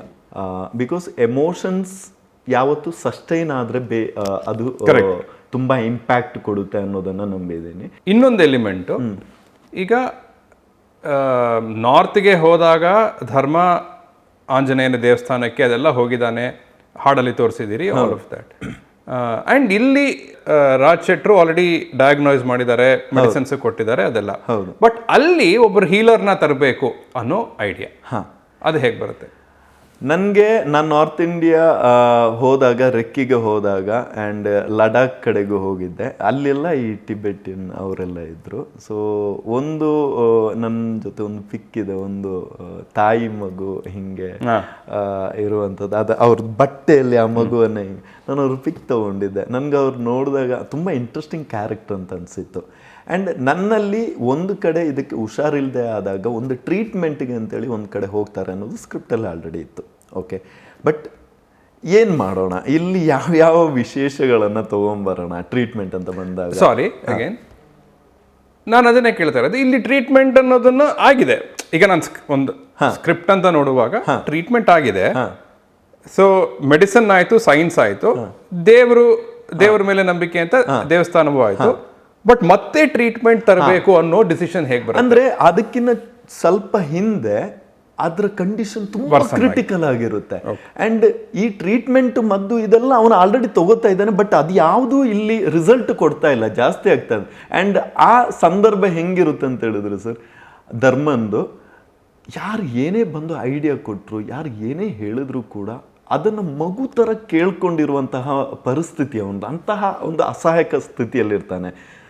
ಅವನು ಕೂತಿರ್ತಾನೆ, ಬಸ್ಸಿಂದ ಇಳಿದು ಯಾವುದೋ ಒಂದು ಕುದುರೆ ಗಾಡಿ ಬಂದಿರುತ್ತೆ, ಮೇ ಬಿ ಅವನು ಹೇಳಿರ್ತಾನೆ, ನೀವು ಬನ್ನಿ ನನ್ನ ಕುದುರೆಗೆ ಟ್ರೀಟ್ಮೆಂಟ್ ಕೊಡ್ತಾ ಇದ್ದಿದ್ದಿಲ್ಲೇ ಅಂತೇಳಿ ನಾನು ಹೇಳ್ತಿರೋದು. ಅಂದರೆ ಅವನು ಸಜೆಸ್ಟ್ ಮಾಡಿರ್ತಾನೆ. ಓಕೆ, ಇವನು ಹೋಗಿರ್ತಾನಲ್ಲಿ, ನನಗೆ ಅದನ್ನು ತೋರಿಸ್ಬೇಕಾಗಿಲ್ಲ. ಓಕೆ, ನಾನು ಆ ಕುದುರೆ ಗಾಡಿ ಏನಕ್ಕೆ ತಗೊಂಬಂದೆ ಅಂತ ಹೇಳಿದ್ರೆ ಬೇರೆ ಯಾವುದೋ ವೆಹಿಕಲ್ ತಗೋಬರ್ಬೋದಿತ್ತು. ಥಿಂಕ್ ಮಾಡಿದ್ರೆ ಅವನು ಕುದುರೆಗೆ ಹುಷಾರಿಲ್ಲದೆ ಆದಾಗೆಲ್ಲ ಅಲ್ಲಿ ತಗೊಂಡು, ಬಿಕಾಸ್ ಆ ಲೊಕೇಶನ್ ಎಸ್ಟಾಬ್ಲಿಷ್ ಅಲ್ಲಿ ಹೊರಗಡೆ ಕುರಿಗಳು ಆ ಕಡೆ ಇದೆಲ್ಲ ಇದೆ, ಪ್ರಾಣಿಗಳು. ಸೊ ಇವ್ರು ಈ ಥರ ಪ್ರಾಣಿಗಳಿಗೆ ಟ್ರೀಟ್ ಮಾಡುವಂಥ ಒಂದು ಜಾಗ ಅಂತೇಳಿ ಅವ್ರನ್ನ ನಂಬ್ತಾನೆ, ಅವ್ನು ಕರ್ಕೊಂಬರ್ತಾನೆ. ಅಲ್ಲಿ ಬಂದಿದ್ದಾಗ ಅವರು ನೋಡ್ತಾರೆ, ಅವರೊಬ್ಬರು ಹೀಲರ್, ಅಂದರೆ ಈ ಆಯುರ್ವೇದ ಇದರ ಮೆಡಿಸಿನ್ ಇದನ್ನೆಲ್ಲ ಇಟ್ಕೊಂಡು ಗಿಡಮೂಲಿಕೆಗಳಿಂದ ಟ್ರೀಟ್ ಮಾಡುವವರು. ಆ್ಯಂಡ್ ಅದರ ನಮಗೆ ಗೊತ್ತು, ಯಾಕಂದರೆ ತುಂಬ ಟೈಮ್ ತಗೊಳ್ಳೋ ಪ್ರೋಸೆಸ್ಸು ತಕ್ಕ ಮಟ್ಟಿಗೆ ಸಮಾಧಾನ ಮಾಡುತ್ತೆ ಅನ್ನೋದು, ಬಿಕಾಸ್ ಚಾರ್ಲಿ ಕಂಡೀಷನ್ ಆಗಿತ್ತು. ಆ್ಯಂಡ್ ಅಲ್ಲಿ ನನಗೆ ಅದಿದ್ದಾಗ ನಾನೊಂದು ಕ್ಯಾರೆಕ್ಟರ್ ಕೂಡ ನೋಡಿದೆ. ಓಕೆ, ಡಾಕ್ಟ್ರು ಇದೆಲ್ಲ ತೋರಿಸಿದ್ದೀವಿ, ಎಲ್ಲ ಗೊತ್ತು. ಈ ಒಂದು ಇವಾಗ ಫ್ಯಾಕ್ಟ್ರಿಯನ್ನು ನನಗೆ ಹೇಗೆ ಒಂದು ಬೇರೆ ಬ್ಯಾಕ್ ಡ್ರಾಪ್ ಸಿನಿಮಾದಲ್ಲಿ ತೋರಿಸ್ಬೇಕು ಅನ್ನೋ ಒಂದು ಇಂಟೆನ್ಷನ್ ಇತ್ತು, ಜಾಸ್ತಿ ನಾನು ನೋಡಿಲ್ಲ ಅನ್ನೋ ಕಾರಣಕ್ಕೆ. ನನಗೆ ಇದು ಕೂಡ ಅದೇ ಇಂಟೆನ್ಷನ್ ಇತ್ತು, ಇಲ್ಲಿಯ ಪಾತ್ರಗಳು, ಎಂಟೈರ್ ಸೆಟ್ಟು. ಸೊ ಬರೋ ಫ್ಯೂ ಮಿನಿಟ್ಸ್ ಆದರೂ ಕೂಡ ಆ ಚೇಂಜ್ ಓವರ್ ಇರಲಿ ಅನ್ನೋದಿತ್ತು. ಅವ್ರ ಕಣ್ಣು ಇದೆಯಲ್ವ, ಒಂದು ಕಣ್ಣು ಅಂದರೆ ಏನೋ ಹೇಳ್ತಿತ್ತು, ಜಸ್ಟ್ ಒಂದು ಲುಕ್ ಬೇಕು ನನಗೆ. ಅಂದರೆ ಅವ್ರ ಹಿಂಗೆ ಕೈ ಹಿಂಗೆ ಇಟ್ಟಾದ್ಮೇಲೆ ಒಂದು ಕಡೆ ಹಿಂಗೆ ನೋಡಬೇಕು. ಅವತ್ತು ಅವ್ರನ್ನ ಮೀಟ್ ಆಗಿ ಅವ್ರ ಫೇಸ್ ಎಕ್ಸ್ಪ್ರೆಷನ್ ನೋಡಿದಾಗ ಇಲ್ಲ ಇವ್ರು ಸೂಪರ್ ಆಗಿದ್ದಾರೆ ಅಂತೇಳಿ ಅನ್ನಿಸ್ತು. ಹೊಟ್ಟೆಲಿರೋ ಮಕ್ಕಳೆಲ್ಲ ತೀರ್ಕೊಂಡಿದೆ ಅಂತ ಹೇಳಿದ ಮೇಲೂ ಕೂಡ ಕೊನೆಯಲ್ಲಿ ಒಂದು ಮರಿ ಬರುತ್ತೆ. ಅದು ಹೇಗೆ? ಅಲ್ಲಿ ಹೇಳೋದೇನೆಂದರೆ, ಇಲ್ಲಿ ಅದು ಆಲ್ರೆಡಿ ಪ್ರೆಗ್ನೆಂಟ್ ಆಗಿದೆ ಆ್ಯಂಡ್ ಅವು ಯಾವ ಮರಿಗಳು ಕೂಡ ಉಳಿಯೋದಿಲ್ಲ ಅಂತ ಹೇಳ್ತಾರೆ. ಸೊ ಉಳಿಯೋದಿಲ್ಲ ಅನ್ನೋದು ಹೇಳಿರ್ತಾರೆ. ಆ್ಯಂಡ್ ಅದು ಕರೆಕ್ಟು ಕೂಡ, ಅವ್ರಿಗಿರುವ ಎಕ್ಸ್ಪೀರಿಯನ್ಸ್ ಇದು ಮಾಡಿದಾಗ ಇದಕ್ಕೆ ಕಂಡೀಷನ್ಗೆ ಅದು ಕರೆಕ್ಟ್ ಕೂಡ. ಓಕೆ, ಅದು ಉಳಿಯೋದಿಲ್ಲ. ಬಟ್ ಚಾರ್ಲಿ ಉಳಿಸ್ತಾಳೆ ಒಂದನ್ನು, ಧರ್ಮನಿಗೋಸ್ಕರ ಒಂದನ್ನು ಉಳಿಸ್ತಾಳೆ. ಸೊ ಅದು ನಾನು ಹೇಳಿದ್ನಲ್ವ, ನನ್ನ ಮನೆಯಲ್ಲಿ ಒಂದೇ ಒಂದು ಮರಿ ಹಾಕಿರೋದಿದೆ. ಸೊ ನನಗೆ ಅದರ ಆಚೆಗೆ ಯಾವ ಲಾಜಿಕ್ ಕೂಡ ವರ್ಕ್ ಆಗೋದಿಲ್ಲ. ಆ್ಯಂಡ್ ಇನ್ನೊಂದೇನೆಂದರೆ 60-70 ದಿನ ಬೇಕು ಮರಿ ಹಾಕೋದಕ್ಕೆ. ಈ ಆಯುರ್ವೇದದ ಇಲ್ಲಿ ಬಂದಾಗ ಅಲ್ಲೊಂದು ಮಾತು ಹೇಳ್ತಾರೆ ಅವರು, ಇವಾಗ ಏನು ಹೇಳೋಕ್ಕಾಗಲ್ಲ ಆ್ಯಂಡ್ ನೀವು ಎಷ್ಟು ದಿನ ಇಲ್ಲಿ ಇರಬೇಕು ಅಂತಲೂ ಹೇಳೋಕ್ಕಾಗಲ್ಲ, ಒಂದಷ್ಟು ದಿನ ಇರಬೇಕಾಗುತ್ತೆ ಅನ್ನೋದು ಕೂಡ ಹೇಳಿದ್ವಿ. ಸೊ ನಾನು ಅದು ಎಷ್ಟು ದಿನ ಬೇಕಿದ್ರೂ ಆಗಿರ್ಬೋದು. ಸೊ ಚಾರ್ಲಿ ಅಲ್ಲಿ ಟೈಮ್ ಲ್ಯಾಪ್ಸ್ ತೋರಿಸಿದ್ವಿ. ಸೊ ಇಲ್ಲಿಂದ ನೆಕ್ಸ್ಟ್ ಮರಿ ಹಾಕೋದಕ್ಕೆ ನನಗೆ ಆ 60 to 70 ಡೇಸ್ ಸಿಕ್ಕಿದೆ. ಸೊ ಅದು ಕೂಡ ಹೆಲ್ಪ್ ಆಯಿತು ನನಗೆ. ಕೊನೆ ಎಲಿಮೆಂಟು ಧರ್ಮರಾಯ ಅಥವಾ ಧರ್ಮರಾಜ್ ಇನ್ ಕಲಿಯುಗ್ ಅನ್ನೋದು ಯಾವಾಗ ಬಂದದ್ದು ನಿಮ್ಮ ಸ್ಕ್ರಿಪ್ಟ್ ಮೇಕಿಂಗಲ್ಲಿ? ಈ ಮನುಷ್ಯ ಮತ್ತು ಶ್ವಾನದ ಬಾಂಧವ್ಯವನ್ನು ಇಟ್ಕೊಂಡು ಒಂದು ಟ್ರಾವೆಲ್ ಅಡ್ವೆಂಚರ್ ಕೂಡ ಮಾಡ್ಬೋದು ಅನ್ನೋದು ನನಗೆ ಕಾನ್ಸೆಪ್ಟ್ ಬಂದಿದೆ ಯಾವಾಗ ಅಂತೇಳಿ, ಆ ಥಾಟ್ ಬಂದಿದೆ ಯಾವಾಗ ಅಂದರೆ US ಅಲ್ಲಿ ಒಬ್ಬ ವ್ಯಕ್ತಿ ಇದ್ದ. ಸೊ ಅವ್ರ ಡಾಗನ್ನು ಅಂದರೆ ಪ್ರಾಯ ಆಗಿತ್ತು, ಅದು ಕೊನೆಯ ಆಸೆ ಅನ್ನೋ ಥರ ಇವರು ಆ ಡಾಗ್ ಜೊತೆಗೆ ಸುಮಾರು ಕಂಟ್ರಿ ಟ್ರಾವೆಲ್ ಮಾಡಿದ್ದ. ಅದೊಂದು ಆರ್ಟಿಕಲ್ ಓದಿದೆ, ಸೂಪರ್ ಇಂಟ್ರೆಸ್ಟಿಂಗ್ ಅಂತ ಅನಿಸಿತ್ತು ನನಗೆ. ಅದಾದಮೇಲೆ ಒಬ್ಬ ವ್ಯಕ್ತಿ ಶಬರಿಮಲೆಗೆ ಪಾದಯಾತ್ರೆ ಹೋಗಿದ್ದಾಗ ಅವ್ರ ಜೊತೆಗೆ ಒಂದು ಬೀದಿ ನಾಯಿ ಸಿಗುತ್ತೆ, ಅವರೊಂದು ಬನ್ ಹಾಕ್ತಾರೆ ಟೀ ಕುಡಿತಿದ್ದಾಗ. ದೆನ್ ಇದು ಅಲ್ಲಿಂದ ಶಬರಿಮಲೆವರೆಗೂ ಅವ್ರ ಜೊತೆಗೆ ಹೋಗ್ತಾರೆ, ಆಲ್ಮೋಸ್ಟ್ 600 ಕಿಲೋಮೀಟ್ರನ್ನು ಟ್ರಾವೆಲ್ ಮಾಡಿದ್ದಾರೆ, ರಿಟರ್ನ್ ಕರ್ಕೊಂಬರ್ತಾ ಅವ್ರ ಮನೆಗೆ ತಂದಿರ್ತಾರೆ ಅಂತೇಳಿ. ನನಗೆ ಅದು ಆ ಟ್ರಾವೆಲ್ ಅಲ್ಲಿ ಬಂತಲ್ವಾ, ಸೊ ಅದು ನನಗೆ ಇನ್ನೂ ಇಂಟ್ರೆಸ್ಟಿಂಗ್ ಅಂತ ಅನ್ನಿಸ್ತು. ಮಹಾಭಾರತದ ಆದಿಯಲ್ಲಿ ಒಂದು ಡಾಗ್ ಇರುತ್ತೆ, ಮಹಾಭಾರತದ ಅಂತ್ಯದಲ್ಲೂ ಕೂಡ ಒಂದು ಡಾಗ್ ಇರುತ್ತೆ ಅಂತೇಳಿ. ಸೊ ಅಂತ್ಯದಲ್ಲಿ ಪಾಂಡವರೆಲ್ಲರೂ ಕೂಡ ಹಿಮಾಲಯದಲ್ಲಿ ನಡ್ಕೊಂಡು ಹೋಗ್ತಾ ಇರಬೇಕಿದ್ರೆ ಪ್ರತಿಯೊಬ್ಬರು ಅವರವರು ಮಾಡಿದ ಕರ್ಮದ ಫಲವಾಗಿ ಎಲ್ಲರೂ ಸಾಯ್ತಾ ಹೋಗ್ತಾರೆ. ಸೊ ಕೊನೆಗೆ ಧರ್ಮರಾಯ ಉಳಿದಿರ್ತಾನೆ. ಇವನ ದಾರಿಯಲ್ಲಿ ಆ ಜರ್ನಿಯಲ್ಲಿ ಒಂದು ಬೀದಿ ನಾಯಿ ಅಷ್ಟೇ ಅವನಿಗೆ ಸಾಥಿಗಿರುತ್ತೆ. ಓಕೆ, ಆ್ಯಂಡ್ ಅವನ ಜರ್ನಿಯಲ್ಲಿ ಬರುವ ಒಂದು ಕ್ಯಾರೆಕ್ಟರ್ ಕೂಡ ದೇವಿಕಾ ಅಂತೇಳಿ ಮಹಾಭಾರತದಲ್ಲಿ. ಸೊ ಧರ್ಮರಾಯನ ಹೆಂಡತಿ ಕೂಡ ಅಂತೇಳಿ ಒಂದು ಥಿಯರಿ ಹೇಳುತ್ತೆ. ಕೊನೆಗೆ ಇಂದ್ರದೇವರು ಪ್ರತ್ಯಕ್ಷ ಆಗ್ತಾರೆ. ಸೊ ಅವಾಗ ಕೇಳ್ತಾರೆ, ಅಂದರೆ ಎಲ್ಲರೂ ಮಾಡಿದ ಕರ್ಮದ ಫಲವಾಗಿ ಅವ್ರು ಹಿಂಗೆ ಹೋದರು, ಸೊ ನಿನಗೆ ಸ್ವರ್ಗಕ್ಕೆ ಕರ್ಕೊಂಡು ಹೋಗ್ತೀನಿ ಅಂತ ಹೇಳ್ತಾರೆ. ಅವಾಗ ಅವನು ಹೊರಡೋಕ್ಕೆ ಈ ಡಾಗನ್ನು ಕರ್ಕೊಂಡು ಹೊರಡುವಾಗ, ಇಲ್ಲ ನಿನಗೆ ಮಾತ್ರ ಎಂಟ್ರಿ ಇರೋದು, ನಾಯಿಗೆ ಬರೋಕ್ಕಾಗಲ್ಲ ಅಂತ. ಸೊ ಕೊನೆಗೆ ಅವನು ಹೇಳ್ತಾನೆ, ಅಂದರೆ ನನ್ನವರು ಅಂತ ಇದ್ದವರೆಲ್ಲ ನನ್ನನ್ನು ಬಿಟ್ಟು ಹೋದರು, ಸೊ ನನಗೆ ಸಾತಿಗಿದ್ದಿದ್ದು ಈ ಬೀದಿ ನಾಯಿ, ಇದನ್ನು ಬಿಟ್ಟಿರುವಂತಹ ಒಂದು ಸ್ವರ್ಗ ನನಗೆ ಬೇಕಾಗಿಲ್ಲ ಅಂತೇಳಿ. ಸೊ ಕೊನೆಯ ಕ್ಷಣದಲ್ಲೂ ಇವನನ್ನು ಪರೀಕ್ಷೆ ಮಾಡಿದ್ರು ಕೂಡ ಅದರಲ್ಲೂ ಪಾಸ್ ಆಗ್ತಾನೆ ಅಂತೇಳಿ. ಆ ನಾಯಿ ಆ್ಯಕ್ಚುಲಿ ಯಮಧರ್ಮರಾಯ ಆಗಿರುತ್ತೆ ಅಂತ ಪ್ರತ್ಯಕ್ಷ. ಸೊ ಇದು ಗೊತ್ತಾದ್ಮೇಲೆ ನನಗೆ ಆ್ಯಕ್ಚುಲಿ ಸರ್ ಈ ಸ್ನೋ ಅನ್ನೋದು ಮೊದಲೇ ಇತ್ತು ಚಾರ್ಲಿಗೆ, ಬಟ್ ಹಿಮಾಲಯ ಆ ಕೆಲವು ಪೇಂಟಿಂಗ್ಸ್ ಎಲ್ಲ ನೋಡಿದೆ ನಾನು ಗೂಗಲಲ್ಲಿ. ಸೊ ಅದೆಲ್ಲ ನನಗೆ ಎಲ್ಲ ಇದು ತುಂಬ ಚೆನ್ನಾಗಿದೆ, ಈ ಲೇಯರನ್ನು ತೊಗೊಂಬರ್ಬೋದು. ಆ್ಯಂಡ್ ಸೊ ನಾನು ಹೇಗೆ ಇದನ್ನು ಆ್ಯಡ್ ಮಾಡ್ಬೋದು ಸ್ಕ್ರಿಪ್ಟಲ್ಲಿ ಅಂತ ಬಂದಾಗ ಪ್ರೊಟಗನಿಸ್ಟ್ ಹೆಸರನ್ನೇ ಧರ್ಮ ಅಂತ ಇಡೋ ಯೋಚನೆ ಬಂತು.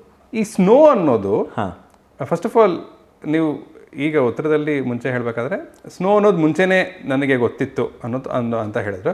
ಬಟ್ ಪ್ರೇಕ್ಷಕರಾಗಿ ನಮಗೆ ಫಸ್ಟ್ ಸ್ನೋ ಗೊತ್ತಾಗೋದ ಇಂಟ್ರೊಡಕ್ಷನ್ ಸಾಂಗ್ ಅಲ್ಲಿ, ಅದು ಚಾರ್ಲಿ ಐಸ್ ಮೇಲೆ ಅವಳು ಹೊರಲಾಡ್ತಾಳೆ. ನನ್ನ ಪ್ರಶ್ನೆ, ಚಾರ್ಲಿಗೂ ಸ್ನೋ ಗೊತ್ತಾಗಿದ್ದು ಆಗ್ಲೇನಾ ಅಥವಾ ಚಾರ್ಲಿಗೊಂದು ಹಿನ್ನೆಲೆ ಇದೆಯಾ ಸ್ನೋ ಜೊತೆಗೆ? ಇಲ್ಲ, ಸಿನಿಮಾದಲ್ಲಿ ಅಂದರೆ ತೋರಿಸಿರೋದು ಇಲ್ಲ, ನಾನೇನೇ ಕಲ್ಪಿಸ್ಕೊಂಡಿದ್ರು ಕೂಡ ಅದು ಜಸ್ಟ್ ಆ ಐಸ್ ರಾಶಿ ಅಲ್ಲಿ ನೋಡುತ್ತಲ್ವಾ, ಅದೇ ಅದರ ಫಸ್ಟ್ ಎಕ್ಸ್ಪೀರಿಯನ್ಸ್. ಈ ಸೂಕ್ಷ್ಮ ಎಷ್ಟರ ಮಟ್ಟಿಗೆ ರಿಜಿಸ್ಟರ್ ಆಗಿದೆ ಅಂತ ಗೊತ್ತಿಲ್ಲ, ಮೇ ಬಿ ರಿಜಿಸ್ಟರ್ ಆಗಿಲ್ವೇನೋ. ಮನೆಯಿಂದ ಎಸ್ಕೇಪ್ ಆಗ್ತಾಳೆ ಅವಳು, ಸೈಕೋ ಮನೆಯಿಂದ. ಅಲ್ಲಿಂದ ಎಸ್ಕೇಪ್ ಆಗಿ ಎಲ್ಲ ಫೇಸ್ ಮಾಡೋದು ಅವಳು ಪ್ರಾಬ್ಲಮ್ ಮಾತ್ರ ಚಾರ್ಲಿ.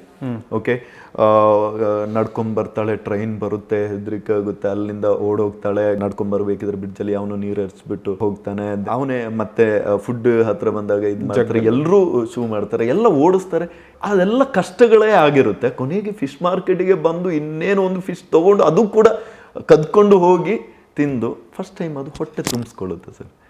ಹೊಟ್ಟೆ ತುಂಬಿಸ್ಕೊಂಡಾದ್ಮೇಲೆ ಅದು ಮಾಡೋ ಫಸ್ಟ್ ಆ್ಯಕ್ಟಿವಿಟಿ ಇದೆಯಲ್ವಾ, ಅಂದರೆ ಅದು ಫುಲ್ ಖುಷಿಯಿಂದ ಆಟ ಆಡಿರೋ ಒಂದು ಮೂಮೆಂಟ್ ಅಂತ ತೋರಿಸಿರೋದು ಐಸ್ ಮೇಲೆ. ಸೊ ಆ ಹ್ಯಾಪಿನೆಸ್ಸು ಅಲ್ಲಿದೆ ಅದರದ್ದು ಅನ್ನೋದು ನಾನು ಅಂದ್ಕೊಂಡಿದ್ದು. ಆ್ಯಂಡ್ ಅದು ಅದಕ್ಕೆ ಸ್ಟ್ರಾಂಗ್ ಆಗಿ ಎಲ್ಲೇ ಕಾಣಿಸ್ಕೊಂಡ್ರು ಕೂಡ ಅದರ ಖುಷಿಯನ್ನು ಫಾಲೋ ಮಾಡ್ತು ಅನ್ನೋದಷ್ಟೇ.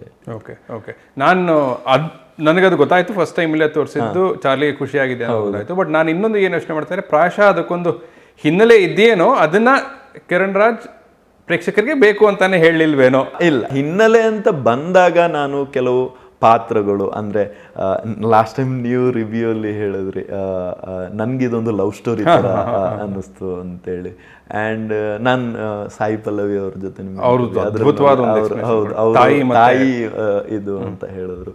ಸೊ ಚಾರ್ಲಿ ಏನು ನಾನು ಅಂದ್ಕೊಂಡಿದ್ದೆ ಎಕ್ಸಾಕ್ಟ್ ಹಾಗೆ, ಅಂದರೆ ಅವಳ ಮತ್ತು ಧರ್ಮನ ಸಂಬಂಧಕ್ಕೆ, ಸ್ಪೆಷಲಿ ಚಾರ್ಲಿ ಆ ಒಂದು ಪ್ರೀತಿಗೆ ನಾವು ಒಂದು ಸಂಬಂಧದ ಹೆಸರನ್ನು ಕೊಡೋಕೆ ಆಗಲ್ಲ. ಅಂದರೆ ಆ ಹೆಸರಿಗೂ ಮಿಗಿಲಾಗಿದ್ದು ಅನ್ನೋದು ನಾನು ನಂಬಿದ್ದೆ. ಒಂದು ರೀಬರ್ತ್ ಕಾನ್ಸೆಪ್ಟ್ ತೊಗೊಂಡ್ಬಂದಿದ್ದೆ ಸರ್. ನೀವೇನಾದರೂ ಅದನ್ನು ನೋಟಿಸ್ ಮಾಡಿದ್ರ? ರೀಬರ್ತ್ ಚಾರ್ಲಿ ಒಂದು ಪಾತ್ರದ ಒಂದು ಪುನರ್ಜನ್ಮ ಅನ್ನೋದು. ಅಂದ್ರೆ ಆಕ್ಸಿಡೆಂಟ್ ಆಗಿತ್ತಲ್ಲ ಮುಂಚೆ, ಅಪ್ಪ ಅಮ್ಮ ತಂಗಿ ಹೋಗುವಾಗ ಅಲ್ಲೂ ಒಂದು ಶ್ವಾನ ಬಂದಿರುತ್ತೆ, ಅದರದ್ದೇನಾದ್ರೂ ತಂಗಿ ಓಕೆ.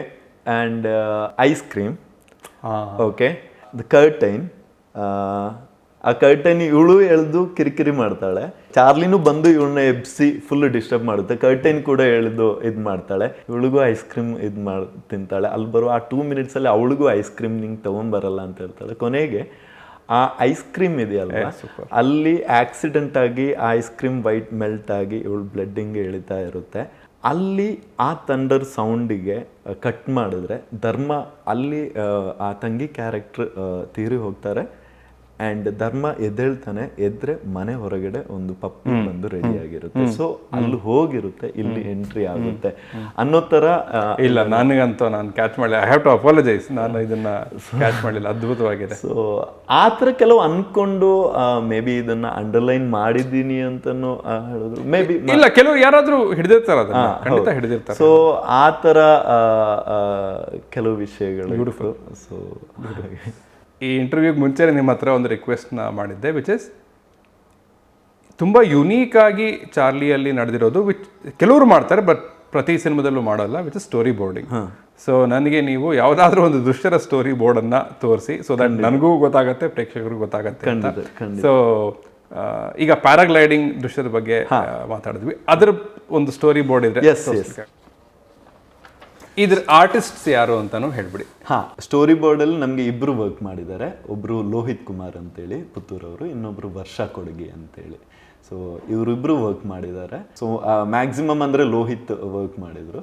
ಬಟ್ ಇವರ ಕ್ವಾಲಿಫಿಕೇಶನ್ ಬರೀ ಸ್ಕೆಚ್ ಮಾಡೋಷ್ಟು ಗೊತ್ತಿದ್ರೆ ಸಾಕು, ಮಾತ್ರ ಇದ್ರೆ ಸಾಕು. ಬಿಕಾಸ್ ಏನಕ್ಕೆ ಅಂದರೆ ನೀವು ವೈಡ್ ಬೇಕು, ಇಲ್ಲ ಕ್ಲೋಸ್ ಇರಬೇಕು, ಇಲ್ಲ ಅವನ ಪೊಸಿಷನ್ ಎಲ್ಲಿರಬೇಕು, ಇದೆಲ್ಲ ಕ್ಲಾರಿಟಿ ನಾವು ಸ್ಟೋರಿ ಬೋರ್ಡ್ ಮಾಡಬೇಕಿದ್ರೆ ನಮ್ಗೆ ಇರಬೇಕು. ಸರಿ, ಅವ್ರಿಗೆ ಚಿತ್ರ ಮಾಡೋ ಒಂದು ಇದಿದ್ರೆ ಸಾಕು, ಟ್ಯಾಲೆಂಟ್ ಇದ್ರೆ ಸಾಕು. ಸರಿ ಸರಿ. ಈಗ ಇದನ್ನ ನೀವು ತಗೊಂಡ್ರೆ 107 ಅಂದ್ರೆ ಏನು? ಅಂದ್ರೆ ಇದು ಸೀನ್ ನಂಬರ್, ಸ್ಕ್ರೀನ್ ಪ್ಲೇ ನಾವು ಸ್ಕ್ರಿಪ್ಟ್ ಅಲ್ಲಿ ಏನಿರುತ್ತೆ ಅಲ್ಲಿ 107 ಅಂತ ನಂಬರ್ ಇರುತ್ತೆ. ಸೊ ಅವಾಗ ಆ ಸೀನ್ದು ಇಲ್ಲಿ ಇದ್ದಾಗ ಇವರು ಇಮಿಡಿಯೇಟ್ ಗೊತ್ತಾಗುತ್ತೆ. ಆಮೇಲೆ ಈ ಸ್ಟೋರಿ ಬೋರ್ಡ್ ನಮಗೆ ಎಷ್ಟರ ಮಟ್ಟಿಗೆ ಅಂತ ಹೇಳಿದ್ರೆ, ಸ್ಪಾಟಿಗೆ ಹೋದಾಗ ಇವಾಗ ಈ ಶಾರ್ಟ್ಸನ್ನೆಲ್ಲ ನಾವು ಸ್ಪಾಟಿಗೆ ಹೋಗೋ ಮುಂಚೆ ಎಲ್ಲ ಹಿಂಗೆ ಅಂತೇಳಿ ಪ್ಲ್ಯಾನ್ ಮಾಡಿರ್ತೀವಿ. ಸೊ ಆಲ್ಮೋಸ್ಟ್ ಲೊಕೇಶನ್ ನೋಡಿ, ಸೊ ಅದ್ರ ಮೇಲೆ ಈ ಆ್ಯಂಗಲ್ ಫಿಕ್ಸ್ ಮಾಡಿರ್ತೀವಿ. ಸಮ್ಟೈಮ್ಸ್ ನಾವು ಕೆಲವು ಇದು ಲೊಕೇಶನ್ ಇನ್ನೂ ನೋಡಬೇಕಷ್ಟೇ ಹಿಂಗಿರುತ್ತೆ ಅಂತ ಇದ್ದಾಗ ಓಕೆ ಹೆಂಗೆ ಬೇಕು ನಮಗೆ ಶಾರ್ಟ್ಸ್ ಅನ್ನೋದನ್ನು ಪ್ಲ್ಯಾನ್ ಮಾಡಿರ್ತೀವಿ. ಆ್ಯಂಡ್ ಸ್ಪಾಟ್ಗೆ ಹೋದಾಗ ಓಕೆ ಕೆಲವು ಅನ್ಕೊಂಡಿದ್ದ ಆಗ್ತಾ ಇಲ್ಲ ಇಲ್ಲಿ ಅಂತ ಬಂದಾಗ ಸಣ್ಣ ಪುಟ್ಟ ಚೇಂಜಸ್ ಮಾಡಿದ್ದು ಇದೆ. ಮೋರಲ್ಲೆಸ್ ಈಗ ಶಾರ್ಟ್ ಡಿವಿಷನ್ ಕೂಡ ಇದರಲ್ಲೇ ಗೊತ್ತಾಗ್ಬಿಡುತ್ತೆ. ಹೌದು, ಶಾರ್ಟ್ ಡಿವಿಷನ್ ಇದರಲ್ಲೇ ಗೊತ್ತಾಗುತ್ತೆ. ಆ್ಯಂಡ್ ಎಷ್ಟು ಆಕ್ಸಸ್ ಬರುತ್ತೆ ಅನ್ನೋದು ಗೊತ್ತಾಗುತ್ತೆ. ಇವಾಗ ಇದೇ ಆಕ್ಸಸ್ ಅಲ್ಲಿ ಇವಾಗ ಧರ್ಮಂದು ಕ್ಲೋಸ್ ಇದೆ, ಇದರಲ್ಲೇ ನಾವಿವಾಗ ನೆಕ್ಸ್ಟ್ ಇಲ್ಲಿ ಬಂದಾಗ ಸಜೆಷನ್ ಅಲ್ಲಿ ಬರುತ್ತೆ. ಸೊ ನಾವೇನ್ ಮಾಡ್ತೀವಿ, ಕ್ಲೋಸ್ ಇಂದ ಅದೇ ಆಕ್ಸಸ್ ಇಂದ ಕ್ಯಾಮ್ರಾ ಹಂಗೆ ಇವನು ಹಿಂದೆ ಬಂದು ಲೈಟಿಂಗ್ ಎಲ್ಲ ಏನೇ ಇದ್ರೂ ಕೂಡ ಈಸಿ ಆಗುತ್ತೆ. ಹಂಗೆ ಇವ್ರನ್ನ ಕರೆಸ್ಬೋದು. ಓಕೆ ಈ ಆಕ್ಸಸ್ ಅಲ್ಲಿ ಬೇರೆ ಯಾವ್ದಿದೆ ಅಂತ ಹೇಳಿದಾಗ ಇಲ್ಲಿ ಇಲ್ಲೊಂದು ಶಾಟ್ ಇದೆ, ಇಲ್ಲೊಂದು ಶಾಟ್ ಇದೆ, ಇಲ್ಲೊಂದು ಶಾಟ್ ಇದೆ. ಹಂಗಿದ್ರೆ ಓಕೆ ಇಲ್ಲಿ ಧರ್ಮ ಬಿಟ್ಟು ಮತ್ತೆ ದೇವಿಕಾ ಕೂಡ ಎಂಟ್ರಿ ಆಗ್ತಾರೆ. ಹಂಗಿದ್ರೆ ನಾವು ಇದಿಷ್ಟನ್ನ ಈಸಿಯಾಗಿ ಮುಗಿಸ್ಬಿಡ್ತೀವಿ ಆ ಆಕ್ಸಸ್ ಬಂದ್ಮೇಲೆ. ಅಂದ್ರೆ ಇಲ್ಲಿ ಕ್ಲೋಸ್ ಮಾಡಿ ಆದ್ಮೇಲೆ ನೆಕ್ಸ್ಟ್ ನಾವು ಈ ಒಂದು ಆಪೋಸಿಟ್ ತಗೋಬೇಕಾಗಿಲ್ಲ. ಆ ಆಕ್ಸಸ್ ಅಲ್ಲಿರುವ ಅಷ್ಟು ಶಾರ್ಟ್ಸ್ ಅನ್ನ ಮುಗ್ಸೋಕ್ಕಾಗುತ್ತೆ. ಅದು ಸ್ಟೋರಿ ಬೋರ್ಡ್ ಹೆಲ್ಪ್ ಮಾಡುತ್ತೆ. ಇದನ್ನ ನಾನು ಸ್ಟೋರಿ ಬೋರ್ಡ್ ಮಾಡಿದಾಗ ನನ್ನ ಎಂಟೈರ್ ಡೈರೆಕ್ಷನ್ ಟೀಮ್ ಅವ್ರಿಗೂ ಇದು ಗೊತ್ತಾಗುತ್ತೆ ಹಿಂಗಿಗೆ ಅಂತೇಳಿ. DOP ಅವ್ರ ಕೈಯಲ್ಲಿರುತ್ತೆ, ಅವ್ರ ಟೀಮ್ ಕೈಯಲ್ಲಿರುತ್ತೆ, ಅವ್ರಿಗೂ ಗೊತ್ತಾಗುತ್ತೆ ಓಕೆ ಈ ಆಕ್ಸಸ್ ಅಲ್ಲಿ ಹೋದ್ರೆ ಇಷ್ಟು ಶಾರ್ಟ್ಸ್ ಇದೆ. ಆ ಟೈಮ್ ಸೇವಿಂಗ್ ಇದು ತುಂಬಾ ಹೆಲ್ಪ್ ಮಾಡುತ್ತೆ. ಈಗ ಕೆಲವು ಕ್ವಿಕ್ ಪ್ರಶ್ನೆಗಳು. 777 ಯಾಕೆ? 777 dog licence number. Correct. And ಅದು 3 ಡಿಜಿಟಲ್ಲಿ ಮಿನಿಮಮ್ ಇರಬೇಕು. ಸೊ ಅದಕ್ಕೆ 777. ಮೊದಲು ಇದ್ದಿದ್ದು 666 ಫಸ್ಟಿಗೆ, ಫಸ್ಟ್ ವರ್ಷನಲ್ಲಿ ಹೆಸರು 666 ಚಾರ್ಲಿ ಅಂತ. ಆಮೇಲೆ ಗೊತ್ತಾಯಿತು ಅದು 666ಅಲ್ಲಿ ಒಂದು ಚೇಂಬರಲ್ಲಿ ಟೈಟಲ್ ರಿಜಿಸ್ಟರ್ ಆಗಿದೆ, ಸಿಗಲ್ಲ ಅಂತ. ಇನ್ನೊಂದು ಅದು 666 ಡೆವಿಲ್ ನಂಬರ್ ಅಂತ ಗೊತ್ತಾಯಿತು. ಸೊ ಇಲ್ಲಿ ಸಂಬಂಧನೇ ಇಲ್ಲ ಅಂತ. ಸೊ ಓಕೆ 7 ಅಂತ ಬಂತು. ನೆಕ್ಸ್ಟು ಓಕೆ 7 ಬಂದಾಗ 7 ನ್ಯೂಮರಾಲಜಿ ಪ್ರಕಾರ ಲವ್, ಫ್ರೆಂಡ್ಶಿಪ್, ಬಾಂಡಿಂಗನ್ನು ಸಿಂಬಲೈಸ್ ಮಾಡುತ್ತೆ. ಆವಾಗ 777 ಅಂತ ಹಾಕಲೇಬೇಕಾಯಿತು 3 ಡಿಜಿಟಿಗೆ. ಸೊ 777 ಏನು ಅಂತ ಚೆಕ್ ಮಾಡಿದಾಗ ಅದು ಗಾರ್ಡಿಯನ್ ಏಂಜಲ್ ನಂಬರ್ ಅಂತ ಗೊತ್ತಾಯಿತು. Guardian angel. So and then ನಿಮಗೆ ಅದೆಷ್ಟು ಸೂಕ್ತವಾಗಿತ್ತು ಸಿನಿಮಾಗೆ ಅನ್ನೋದು. ಅಂದ್ರೆ ಇದ್ರಲ್ಲಿ ಅದ್ಭುತ ಏನು ಅಂದ್ರೆ 777 ಅಂತ ನೀವು ಇಟ್ಟ ಮೇಲೆ ಅದು ಗೊತ್ತಾಗತ್ತೆ ಗಾರ್ಡಿಯನ್ ಏಂಜಲ್ ಅಂತ. Guardian angel obviously Charlie. ಈ ಥರದ್ದು ಎಷ್ಟೋ ಎಕ್ಸ್ಪೀರಿಯನ್ಸ್ ಆಗಿತ್ತು ಸಿನಿಮಾದಲ್ಲಿ. ಆ್ಯಂಡ್ ನಾನು ಅದನ್ನು ಒಂದು ಡಿವೈನ್ ಎಕ್ಸ್ಪೀರಿಯನ್ಸ್ ಅಂತ ಹೇಳ್ತೀನಿ. ಕರೆಕ್ಟ್. ಆ ಸೂಫಿ ಸಾರ್ಟ್ ಆಫ್ ಹಾಡಲ್ಲಿ ಒಂದು ಮಾಂಟಾಜ್ ಸೀನ್ ಆಗಿ ಧರ್ಮ ಚಾರ್ಲಿಯನ್ನ ಕೇಳೋದು, ನನ್ನ ನೀನು ಎಷ್ಟು ಪ್ರೀತಿ ಮಾಡ್ತೀಯ ಅಂತ. ನೆನ್ನೆ ಮತ್ತೆ ನೋಡುವಾಗ ಅನ್ಸಿದ್ದು ಇದನ್ನ ಯಾಕೆ ಒಂದು ಮಾಂಟಾಜ್ ದೃಶ್ಯವಾಗಿ ಆ ಹಾಡಿನಲ್ಲಿ ಇಟ್ಟರು, ಟ್ರೇಲರ್ ಅಲ್ಲಿ ಇದು ವರ್ಕ್ ಆಗತ್ತೆ ಅಂತ ಇವ್ರಿಗೆ ಆಲ್ರೆಡಿ ಗೊತ್ತಿತ್ತ? ಅದ್ರ ಪ್ಲೇಸ್ಮೆಂಟ್ ಹಾಡಲ್ಲೇ ಇತ್ತು ಸರ್. ಅಂದ್ರೆ ಸ್ಕ್ರಿಪ್ಟ್ ಟೈಮಲ್ಲೇ ಅದಲ್ಲೇ ಎಕ್ಸಾಕ್ಟ್ ಪ್ಲೇಸ್ ಆಗಿತ್ತು. ಸೊ ಈ ಪ್ರಶ್ನೆ ಧರ್ಮ ಕೇಳಿರೋದು ನನಗೆ ಚಿಕ್ಕವನಿರುವಾಗ ಕೇಳಬೇಕು ಅಂತ ಅನಿಸಿದ್ದ ಪ್ರಶ್ನೆ ಅದು ಮುಗ್ಧತೆ ಅಂತ ನಾನು ಅನ್ಕೊಂಡಿದ್ದೀನಿ. ಆ್ಯಂಡ್ ಆ ಮುಗ್ಧತೆ ಇಡೀ ಸಿನಿಮಾದ ಬಿಗಿನಿಂಗಿಂದ ಕೊನೆಯವರೆಗೂ ಅಲ್ಲಲ್ಲಿ ಪಾತ್ರಗಳ ಮೂಲಕ, ಸನ್ನಿವೇಶಗಳ ಮೂಲಕ ತಗೊಂಬರೋ ಪ್ರಯತ್ನ ಮಾಡಿದ್ದೀನಿ. ಕೊನೆಯ ಪ್ರಶ್ನೆ, ಈಗ ಒಂದು ಪ್ರಾಣಿಯನ್ನ ಇಟ್ಟುಕೊಂಡು ಯಾರು ಕಥೆಯನ್ನು ಮಾಡೋಕ್ಕೆ ಹೋಗಲ್ಲ, ಚಿತ್ರವನ್ನು ಬಿಡಿ ಅದಕ್ಕೆ ಹೋಗೋದೇ ಇಲ್ಲ. ಕಾರಣ ಪ್ರಾಯಶಃ ಅನಿಮಲ್ ಬೋರ್ಡು, ಅದರ ಅಪ್ರೂವಲ್ಸು, ಅದೆಲ್ಲದರ ಬಗ್ಗೆ ಒಂದು ಸ್ವಲ್ಪ ಸ್ಟಿಗ್ಮಾ ಇದೆ, ಒಂದು ಭಯ ಇದೆ. ಬೇಡಪ್ಪ, ತುಂಬ ಬ್ಯೂರೋಕ್ರಸಿ, ತುಂಬ ಅಲ್ಲಾಡಬೇಕು ಅನ್ನೋದೆಲ್ಲ ಇದೆ. ಹಾಗಿರುವಾಗ ನೀವು ಒಂದು ಇಡೀ ಚಿತ್ರವನ್ನೇ ಮಾಡಿದ್ದೀರಿ. ಈ ಪ್ರಾಸೆಸ್ ಹೇಗಿತ್ತು? ಕಷ್ಟ ಆಯ್ತಾ ಅಥವಾ ಸುಲಭವಾಗೇ ಆಯ್ತಾ? ನಿಜ ಹೇಳಬೇಕಂದ್ರೆ ಸರ್, ಈ ಪ್ರೋಸೆಸ್ ಕಷ್ಟ ಆಗಲೇ ಇಲ್ಲ. ಬಿಕಾಸ್ ಏನಕ್ಕೆ ಅಂತ ಹೇಳಿದ್ರೆ AWI ಅವ್ರದ್ದು animal welfare board of India ಏನಿದೆ, ಸೊ ಅವ್ರದ್ದು ವೆಬ್ಸೈಟಲ್ಲಿ ಏನೇನು ಗೈಡ್ಲೈನ್ಸ್ ಹೆಂಗೆ ಮಾಡಬೇಕು ಎಲ್ಲನೂ ಡೀಟೇಲ್ ಆಗಿತ್ತು. ಫಸ್ಟಿಗೆ ನೀವು ಶೂಟಿಗೆ ಹೋಗೋ ಮುಂಚೆ ಸ್ಕ್ರಿಪ್ಟ್ ಸಬ್ಮಿಟ್ ಮಾಡಬೇಕು. ಅಂದರೆ ಸ್ಕ್ರಿಪ್ಟ್ ಹೇಳಬೇಕು, ಡಾಗ್ ಪೋರ್ಷನ್ಸ್ ಏನೇನು ಶೂಟ್ ಮಾಡ್ತೀರಾ ಅಂತೇಳಿ. ಸೊ ಇದಿಷ್ಟು ವಿಷಯಗಳನ್ನು ಹೇಳಿ ಆದಮೇಲೆ ಅವರೊಂದು ಅಪ್ರೂವಲ್ ಲೆಟ್ರ್ ಕೊಡ್ತಾರೆ, ಓಕೆ ಶೂಟಿಗೆ ಹೋಗ್ಬೋದು ಅಂತ. ನಾವು ಫಸ್ಟಿಗೆ ಅದನ್ನು ಸಬ್ಮಿಟ್ ಮಾಡಿದ್ವಿ. ಡ್ಯೂರೇಷನು, ಎಷ್ಟು ದಿನ ಶೂಟ್ ಮಾಡ್ತೀರಾ, ಇದೆಲ್ಲ ಅಪ್ರಾಕ್ಸಿಮೇಟ್ ಒಂದು ಅವ್ರಿಗೆ ಐಡಿಯಾ ಇರಬೇಕು. ಅದಾದಮೇಲೆ ಶೂಟ್ ಫಿನಿಶ್ ಆದ ತಕ್ಷಣ ದೆನ್ ಅಗೈನ್ ನಾವು ಸಬ್ಮಿಟ್ ಮಾಡಬೇಕು, ನಮ್ಮ ಶೂಟ್ ಫಿನಿಶ್ ಆಗಿದೆ ಅಂತೇಳಿ. ಸೊ ಈ ಎಲ್ಲ ಡೀಟೇಲ್ಸ್ ಶೂಟಿಂಗ್ ಟೈಮಲ್ಲಿ ಏನು ಅವ್ರದ್ದು ಇನ್ವಾಲ್ವ್ಮೆಂಟ್ ಇರೋದು? ಅಂದರೆ ನಾವು ಡಾಗದ್ದು ಏನೇನೇನೇನೇನು ಪೋರ್ಷನ್ಸ್ ಮಾಡ್ತೀವಿ ಅಂತೇಳಿ ನಾವು ಕೊಟ್ಟಿರ್ತೀವಲ್ವ, ಇದ್ರ ಮೇಲೆ ಅವ್ರಿಗೇನಾದರೂ ಒಬ್ಜೆಕ್ಷನ್ ಇದು ಬಂದರೆ ಚೇಂಜಸ್ ಹೇಳ್ತಾರೆ. ಇಲ್ಲ ನಾವು ಇದನ್ನು ಹಿಂಗೆ ಮಾಡೋದು ಅಂತ ಇದ್ದಾಗ ಅವರು ಓಕೆ ನಮ್ಮವರು ಇರ್ತೀವಿ, ಬರಬೇಕಾಗುತ್ತೆ ಅನ್ನೋದು ಆ ಥರ ಇರ್ಬೋದೇನೋ. ಬಟ್ ನಮಗೆ ಅಂದರೆ ಒಬ್ಬ ವೆಟ್ ಡಾಕ್ಟ್ರು, ಸೊ ಅದರ ಹೆಲ್ತ್ ಇದಕ್ಕೆ ನೋಡ್ಕೊಳ್ಳೋದಕ್ಕೆ ಆ್ಯಂಡ್ ಎವ್ರಿ ಮಂತ್ ಅಂದರೆ ನಾವು ಅದರ ಹೆಲ್ತ್ ರಿಪೋರ್ಟ್, ಚಾರ್ಲಿಯದ್ದು ಡಾಗ್ ಯೂಸ್ ಮಾಡಿರೋದು, ಸೊ ಹೆಲ್ತ್ ಕಂಡೀಷನ್ ಹೇಗಿದೆ, ಸೊ ಇದನ್ನೆಲ್ಲ ಸಬ್ಮಿಟ್ ಮಾಡೋದೆಲ್ಲ ಪ್ರೋಸೆಸ್ ಇತ್ತು. ಆವಾಗ ಅವ್ರಿಗೆ ಅವ್ರ ಕಡೆಯಿಂದ ನಮ್ಮವ್ರು ಇರಬೇಕು ಆ ಥರದ್ದು ಯಾವುದೇ ಇದು ಬಂದಿರಲಿಲ್ಲ ನಮಗೆ. ಬಟ್ ಒಬ್ರು ವೆಟ್ ಅಂದ್ರೆ ಇಂಥ ಕೆಲವು ಸೀಕ್ವೆನ್ಸ್ ನಾವು ಸ್ವಲ್ಪ ಚಾಲೆಂಜಿಂಗ್ ಆಗಿ ಆ ಥರ ನಾವು ಸ್ಕ್ರಿಪ್ಟ್ ಕೊಟ್ಟಿದಾಗ ಗೊತ್ತಲ್ವಾ, ಸೊ ಅಲ್ಲೆಲ್ಲ ಇರಲೇಬೇಕು ಅನ್ನೋದೊಂದಿತ್ತು. ಬಟ್ ನಾವು ಅದಕ್ಕಿಂತ ಜಾಸ್ತಿನೇ ನಮ್ಮ ಜೊತೆಗಿದ್ರು. ಇನ್ನೊಂದು ಸ್ಕ್ರಿಪ್ಟ್ ಶೂಟ್ ಮುಗ್ದಾದ್ಮೇಲೆ ಸ್ಕ್ರಿಪ್ಟ್ ಇದು ಏನೇನಾಗಿದೆ ಅದನ್ನು ಕಂಪ್ಲೀಟ್ ಡೀಟೇಲ್ ಸಬ್ಮಿಟ್ ಮಾಡಬೇಕು. ಸಿನಿಮಾ ಕಂಪ್ಲೀಟ್ ಆದಮೇಲೆ ಎಡಿಟಿಂಗ್ ಲಾಕ್ ಆದಮೇಲೆ ಡಾಗ್ದು ಪೋರ್ಷನ್, ಆ ಡಾಗ್ ಅಂತೇಳಿ ಅಲ್ಲ, ಯಾವೆಲ್ಲ ಆ್ಯನಿಮಲ್ಸ್ ಶೂಟ್ ಮಾಡಿದ್ದೀವಿ ಅದರದ್ದಷ್ಟು ಪೋರ್ಷನ್ ಅದು ಮಾತ್ರ ಅವರಿಗೆ ಎಡಿಟ್ ಮಾಡಿ ಒಂದು DVD ಎಲ್ಲ ಹಾಕಿ ಕೊಟ್ಟು ಕಳಿಸ್ಬೇಕು. ದೆನ್ ಅವರು ಸಿನಿಮಾ ನೋಡ್ತಾರೆ. ಸಿನಿಮಾ ನೋಡಿ ಆದಮೇಲೆ ಅವರಿಗೆ ಓಕೆ ಇದು ಹೇಗೆ ಮಾಡಿದ್ರಿ, ಇದು ಹೀಗೆ ಮಾಡಿದ್ರಿ ಅನ್ನೋ ಥರ ಡೌಟ್ ಇದ್ದರೆ ಕೇಳ್ತಾರೆ. ಇಲ್ಲ ನಾವು ಏನು ತುಂಬ ಹಿಂಸೆ ಕೊಟ್ಟಿಲ್ಲ, ಅವ್ರಿಗೆ ಗೈಡ್ಲೈನ್ಸಿಗೆ ವಾಪಸ್ ಆಗಿರೋ ಥರ ಯಾವುದೇ ರೀತಿಯಲ್ಲೂ ನಾವು ಇದು ಮಾಡಿದರೆ ಅದನ್ನು ಕ್ವಶನ್ ಮಾಡ್ತಾರೆ. ಬಟ್ ಚಾರ್ಲಿಗೆ ಆ ಥರದ್ದು ಯಾವುದೇ ಒಂದು ಸಮಸ್ಯೆ ಆಗಿಲ್ಲ. ಆ್ಯಂಡ್ ಪ್ರತಿಯೊಂದು ಡಾಗ್ ಪೋರ್ಷನ್ಸ್ ನಾವು ಶೂಟ್ ಮಾಡಬೇಕಿದ್ರೆ ನಮ್ಮದು 2 ಮೇಕಿಂಗ್ ಕ್ಯಾಮ್ರಾ ಇರ್ತಿತ್ತು. ಸೊ ನಾವಿದನ್ನು ಹೇಗೆ ಮಾಡಿದ್ದೀವಿ ಅಂತೇಳಿ ತೋರಿಸ್ಕೊಳ್ಳೋಕ್ಕೆ ನನಗೆ ಏನಾದರೂ ನಂಗೆ ಗೊತ್ತಿಲ್ಲ ಫ್ಯೂಚರಲ್ಲಿ, ಅಂದರೆ ಕೆಲವರಿಗೆಲ್ಲ ಲಾಸ್ಟ್ ಮೂಮೆಂಟ್ ರಿಲೀಸ್ ಟೈಮಲ್ಲೆಲ್ಲ ಪ್ರಾಬ್ಲಮ್ ಮಾಡ್ತಾರೆ. ಸೊ ನನ್ನ ಹತ್ರ ಇಲ್ಲಿ ಪ್ರೂಫ್ ಇತ್ತು.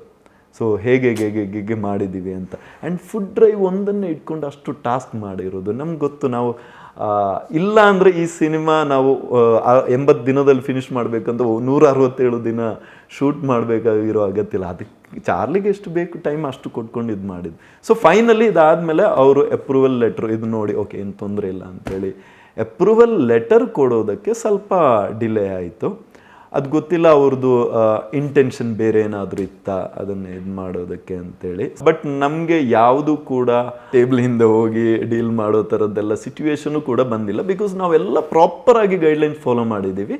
ಆ್ಯಂಡ್ ಫೈನಲಿ ಇವರು ಅಪ್ರೂವಲ್ ಕೊಟ್ಟಾದ್ಮೇಲೆ ಸೆನ್ಸರ್ ಆಗೋದು. ಆ್ಯಂಡ್ ಅದಷ್ಟು ನೀಟಾಗಿ ಆಯಿತು. ಬಟ್ ಏನು ಟಾಸ್ಕ್ ಏನಂದರೆ ಸರ್, ಚಾರ್ಲಿಯದೆಲ್ಲ ಡಾಕ್ಯುಮೆಂಟ್ಸ್ ನಮ್ಮ ಹತ್ರ ಇದೆ. ಡಾಗ್ ಶೋಗೆ ಬಂದಿರೋ ಡಾಗು, ಅದರದ್ದು ವ್ಯಾಕ್ಸಿನೇಷನ್ ಸರ್ಟಿಫಿಕೇಟು, ಅದರದ್ದೇ ಹೆಲ್ತ್ ಸರ್ಟಿಫಿಕೇಟು, ಲೈಸೆನ್ಸ್ ಕ್ಯಾಂಪಲ್ಲಿ ಎಷ್ಟೋ ಡಾಗ್ಸನ್ನು ನಾವು ಕರೆಸಿರ್ತೀವಿ.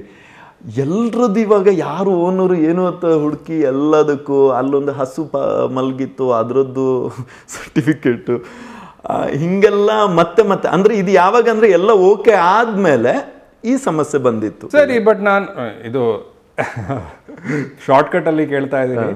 ಆ ಹಸುದ್ ಕೊಡ್ಲಿಲ್ಲ, ಇಲ್ಲಿರೋದು ಯಾವ್ದೋ ಹಸುದ್ ಕೊಟ್ಟೆ, ಅವ್ರಿಗೆ ಹೆಂಗ್ ಗೊತ್ತಾಗತ್ತೆ? ಅವ್ರಿಗೆ ಜೆನ್ವಿನ್ ಆಗಿ ಒಂದು ರೀಸನ್ ಆಗಿಲ್ಲ ಅಂತ ನನ್ಗೆ ಅನ್ಸಿದ್ದು. ಅಂದ್ರೆ ನಾನು ನಿಮ್ಗೆ ಹೇಳಿದ್ನಲ್ವಾ, ಲಾಸ್ಟ್ ಮೂಮೆಂಟ್ ಅಲ್ಲಿ ಎಲ್ಲ ಸರಿ ಇದ್ದಾಗ ಒಂದೊಂದೇ ಪ್ರಶ್ನೆಗಳು ಹುಟ್ಕೊಳ್ತಾ ಬಂತು. ಅದನ್ನ ನಾವು ತುಂಬಾ ಕರೆಕ್ಟ್ ಆಗಿದ್ದರಿಂದ, ನಮಗೂ ಟೈಮು ಇದ್ದಿದ್ರಿಂದ ಸ್ವಲ್ಪ ಹೋರಾಟ ಮಾಡೋದಕ್ಕೆ ಸೊ ಅದಾಯಿತು. ಹಂಗಂತ ತುಂಬಾ ಸ್ಮೂತ್ ಆಗಿ ಹೋಗಿಲ್ಲ. ಬಟ್ ಏನು ರಿಲೀಸಿಗೆಲ್ಲ ತೊಂದರೆ ಆಗೋದು ಆ ಮಟ್ಟಕ್ಕೆಲ್ಲ ಏನು ಸಮಸ್ಯೆ ಆಗಿಲ್ಲ.